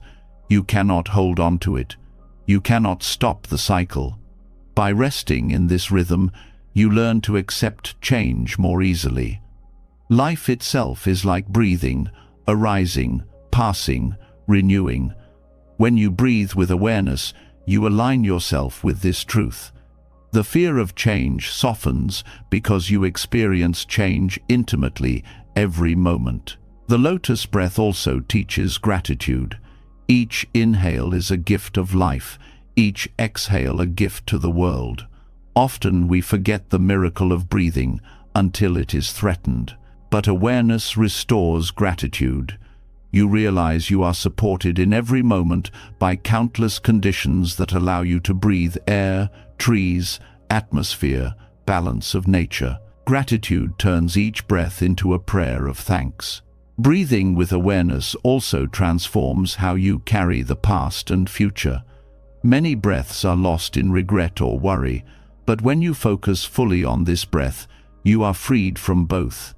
The past is gone, the future not yet here, but this breath is real. To breathe like a lotus is to reclaim life from time's illusions. You live fully in now, where freedom always exists. Even in moments of despair, mindful breathing offers hope. When all else feels uncertain, the breath remains. You may not solve every problem, but you can breathe. This reminder grounds you. It shows that life continues, that presence is possible even in difficulty. Each breath becomes a small victory, a seed of strength. Over time, lotus breathing shapes character. You become calmer, more resilient, more compassionate. People feel peace around you because your breath anchors you. You carry lightness into daily life. Even under pressure, you return to breath and blossom instead of collapse. This is not abstract. It is lived. Ultimately, breathing like a lotus is liberation because it transforms the most basic act into the most profound. You no longer take the breath for granted. You see it as life itself unfolding gently, inviting you to open again and again. Each inhale is presence. Each exhale is release. The heaviness of living transforms into blossoming, not because suffering vanishes, but because awareness changes the way you hold it. And so, the journey continues. From silence that reveals the ground of being, the breath emerges as your living companion. When you learn to breathe like a lotus, you discover that every moment offers renewal. Life blossoms with each inhale, lightens with each exhale, and you carry within you the simple, profound truth that peace is always as close as your next breath.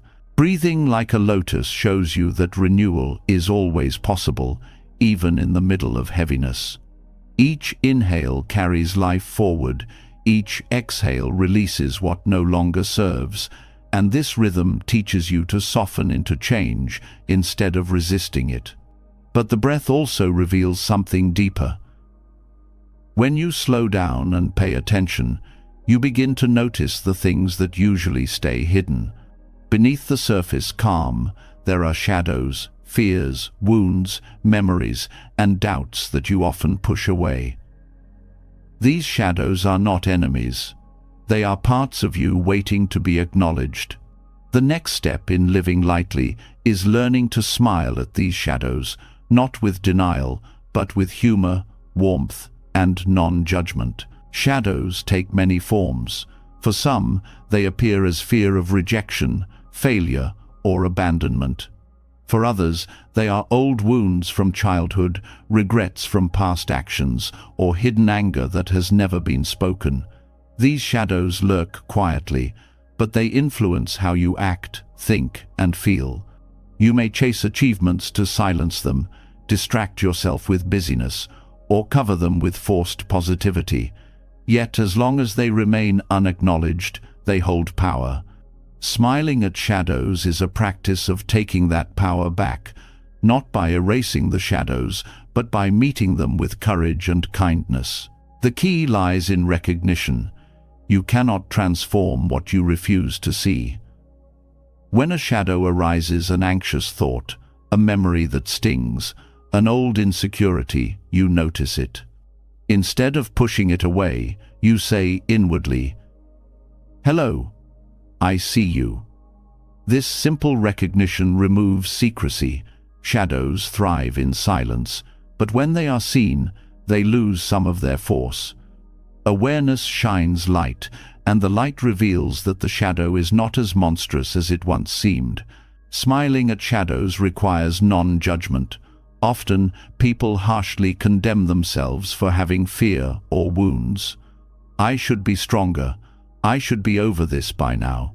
These judgments deepen suffering. Non-judgment means allowing yourself to be human. Fear is not failure.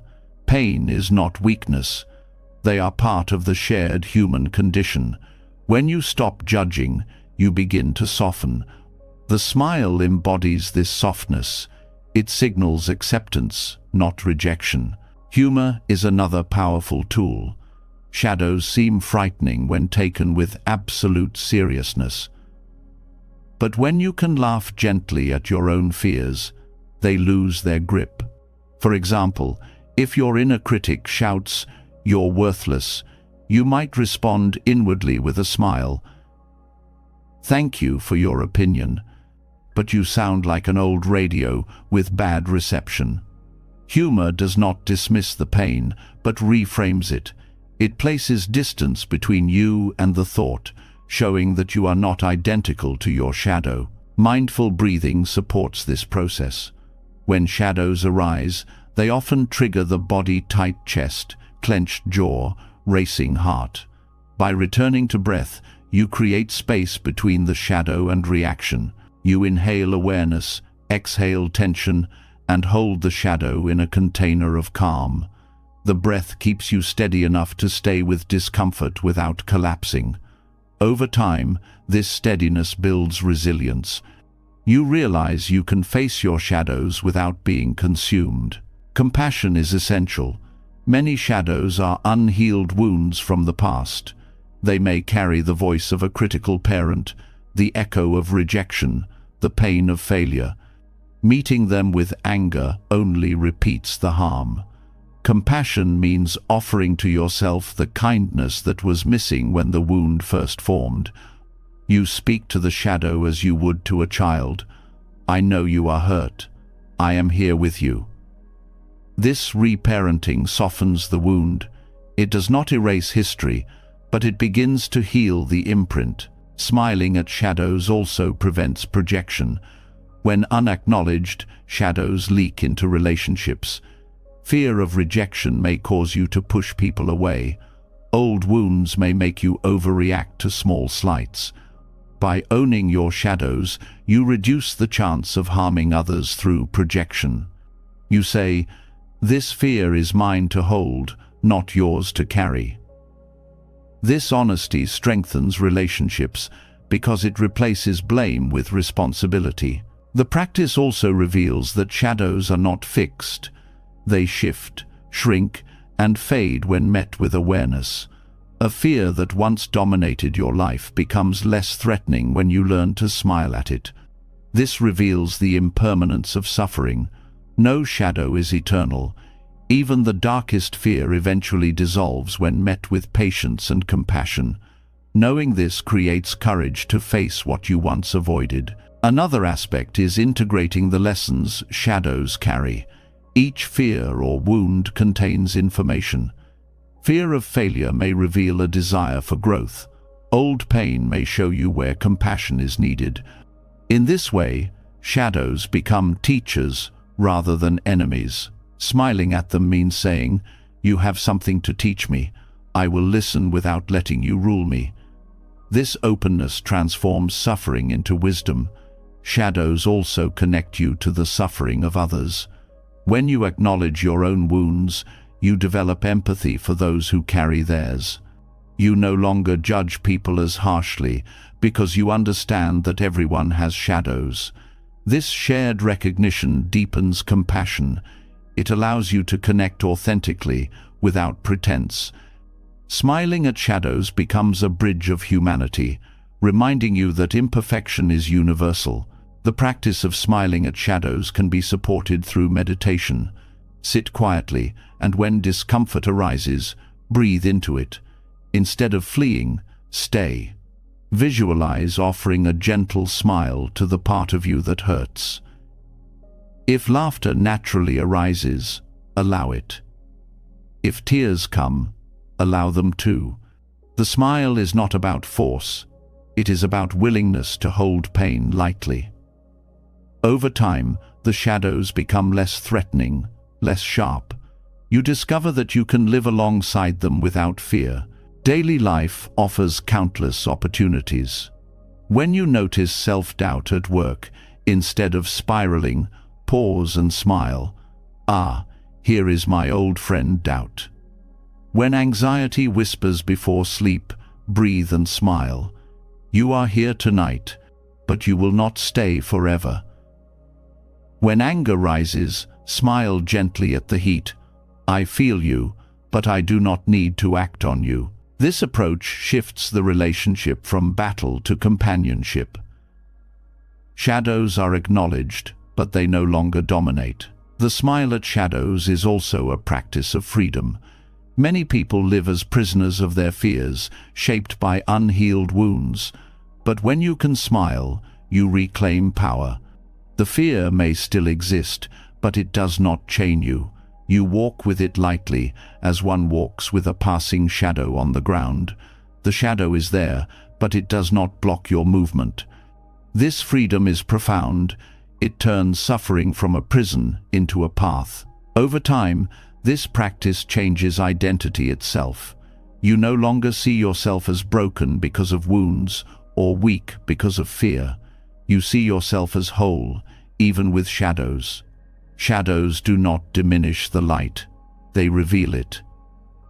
Without them, you would not know depth or contrast. Smiling at them affirms that you are more than the sum of your pain. You are the awareness that holds both shadow and light.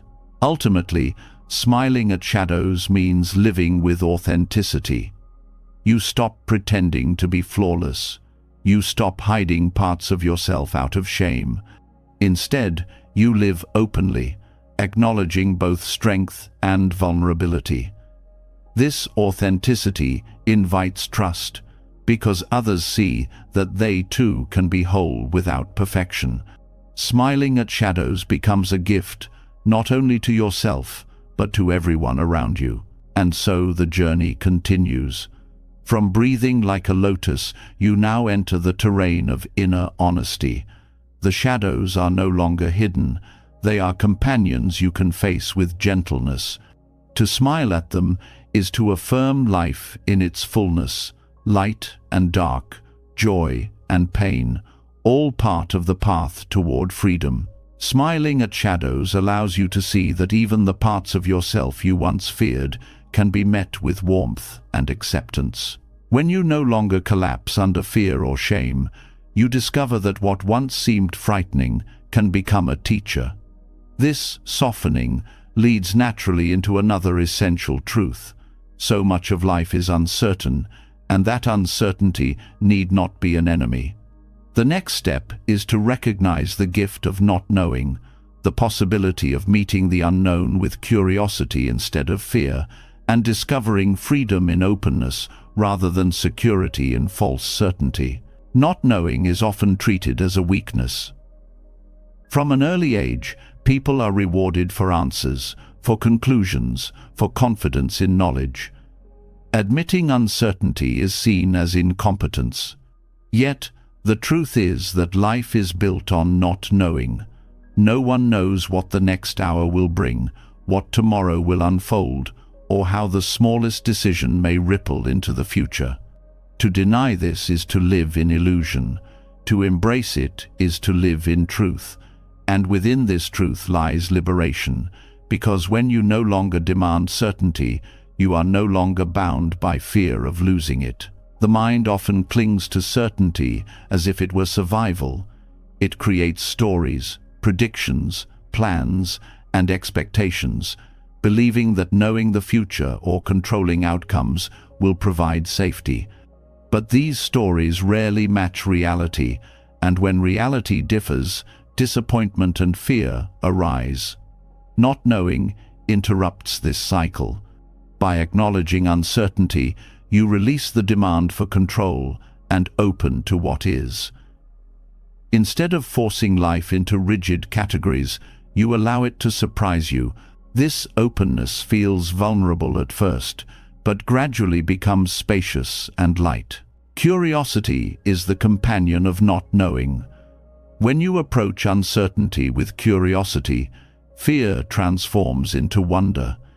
Instead of asking, "What if everything goes wrong?" you ask, "What might I learn here? What new path could this reveal?" This shift changes daily encounters. An unexpected delay becomes a chance to notice details you would have missed. A conversation with a stranger becomes an opportunity for insight. A challenge becomes an invitation to grow. Curiosity does not erase uncertainty, but makes it fertile. Mindfulness practice trains this perspective. Each moment is uncertain, each breath slightly different, each sensation changing. By resting in awareness, you learn to be comfortable with this flow. You stop demanding permanence. You discover that the present moment, when lived fully, is enough, even though it is uncertain, or rather, because it is uncertain. This recognition allows you to live without carrying the constant tension of needing everything secured in advance. Not knowing also dissolves pride. When you admit uncertainty, you let go of the illusion that you must always be right. This humility creates openness to learning. Teachers appear in unexpected forms: a child's question, a stranger's comment, a mistake that opens new perspective. By embracing not knowing, you transform life into a classroom. Each day offers lessons not because you have answers, but because you allow questions to guide you. Fear of uncertainty often arises in relationships. People want guarantees, promises of permanence, assurances that love will never change. Yet reality shifts. People grow, circumstances evolve, emotions move. To cling to absolute certainty in relationships creates suffering. But when you accept not knowing, love becomes more alive. Each day with someone becomes a fresh discovery. You are curious about who they are becoming, and you allow yourself to be discovered anew. This openness strengthens connection because it is based on presence, not illusion. Work and ambition also reveal the gift of not knowing. Many try to script their future careers, demanding certainty of success. But life rarely follows a straight path. Opportunities arise unexpectedly, failures redirect, passions evolve. When you embrace uncertainty, you become adaptable. You explore possibilities without the burden of rigid expectations. This adaptability is not passivity, it is resilience. It allows you to thrive in a world where change is constant. Even in suffering, not knowing brings relief. When pain arises, the mind often leaps to catastrophic conclusions. This will last forever. I cannot survive this. But if you return to not knowing, you realize you cannot know the full shape of what will come. Pain may soften, healing may appear, new strength may grow. Not knowing opens the door to hope, because it reminds you that the future is not fixed. This practice also nurtures creativity. Creativity flourishes in uncertainty because it requires openness to what has not yet been seen. Artists, writers, and innovators all step into the unknown, guided not by certainty, but by curiosity. When you live with not knowing, you invite creativity into your own life, not only in art, but in problem-solving, in relationships, in the way you approach each day. Certainty closes, not knowing opens. The gift of not knowing is also a form of freedom from anxiety. Anxiety often arises from trying to control what cannot be controlled. By shifting your relationship with uncertainty, anxiety loosens. You begin to trust that even without guarantees, you can meet whatever arises. This trust is built not from illusion, but from experience. Each time you face the unknown and survive, resilience grows. Over time, the unknown becomes less terrifying and more natural. Buddhist teachings often point to beginner's mind, the willingness to meet life as if for the first time. This is another way of honoring not knowing. When you drop assumptions, you see more clearly. You meet people without freezing them into old images. You encounter each moment without demanding it match your expectations.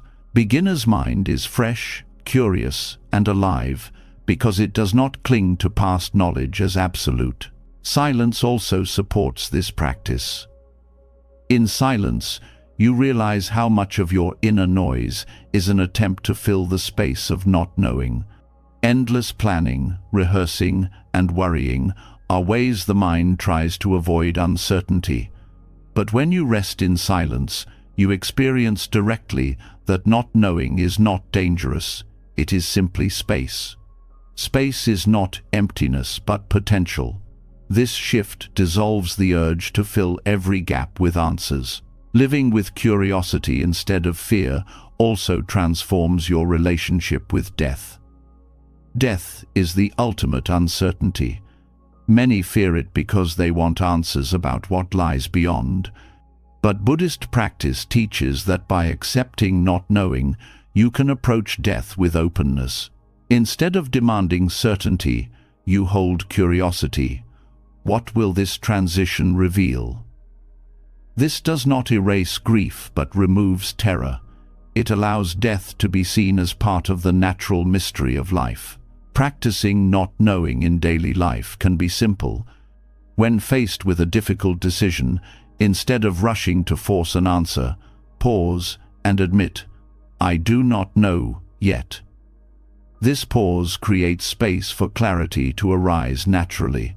When speaking with someone, instead of assuming you already understand, listen deeply, curious about what you might discover. When plans change, instead of resisting, explore what new opportunity has opened. Each of these is a practice of curiosity over fear. Over time, this way of living brings lightness. The need for constant certainty is heavy. It chains you to control and fear. Not knowing releases that weight. You no longer need every detail secured. You can rest in openness, in trust, in curiosity. Life becomes more like play than battle, more like exploration than survival. This is the gift.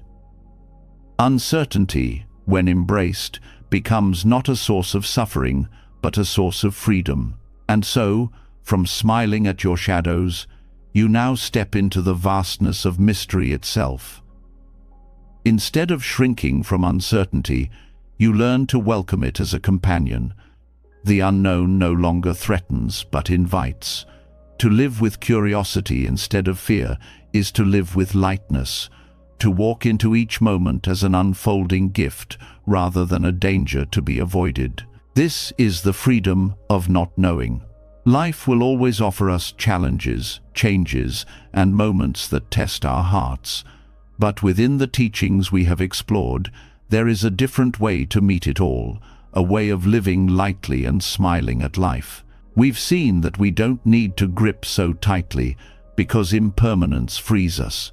We don't need to let the inner critic dominate because gentleness softens us. We don't need endless craving because enough is already here. We can rest in emptiness without fear, walk with light steps, breathe with awareness, meet suffering with compassion, and let the wind teach us to release. We can act without sticky pride, discover strength in silence, blossom with each breath, smile even at our shadows, and embrace not knowing with curiosity. These lessons are not distant philosophy, they are practical invitations to live with more joy, more peace, and more freedom, right now. If one of these lessons touched you deeply, share it below. I'd love to hear which teaching you want to carry into your daily life. Your comment may be the reminder someone else needs today. And if you want to keep walking this path together, don't forget to subscribe and turn on the bell. More wisdom, more lightness, and more ways to smile at life are waiting for you. This journey has only just begun.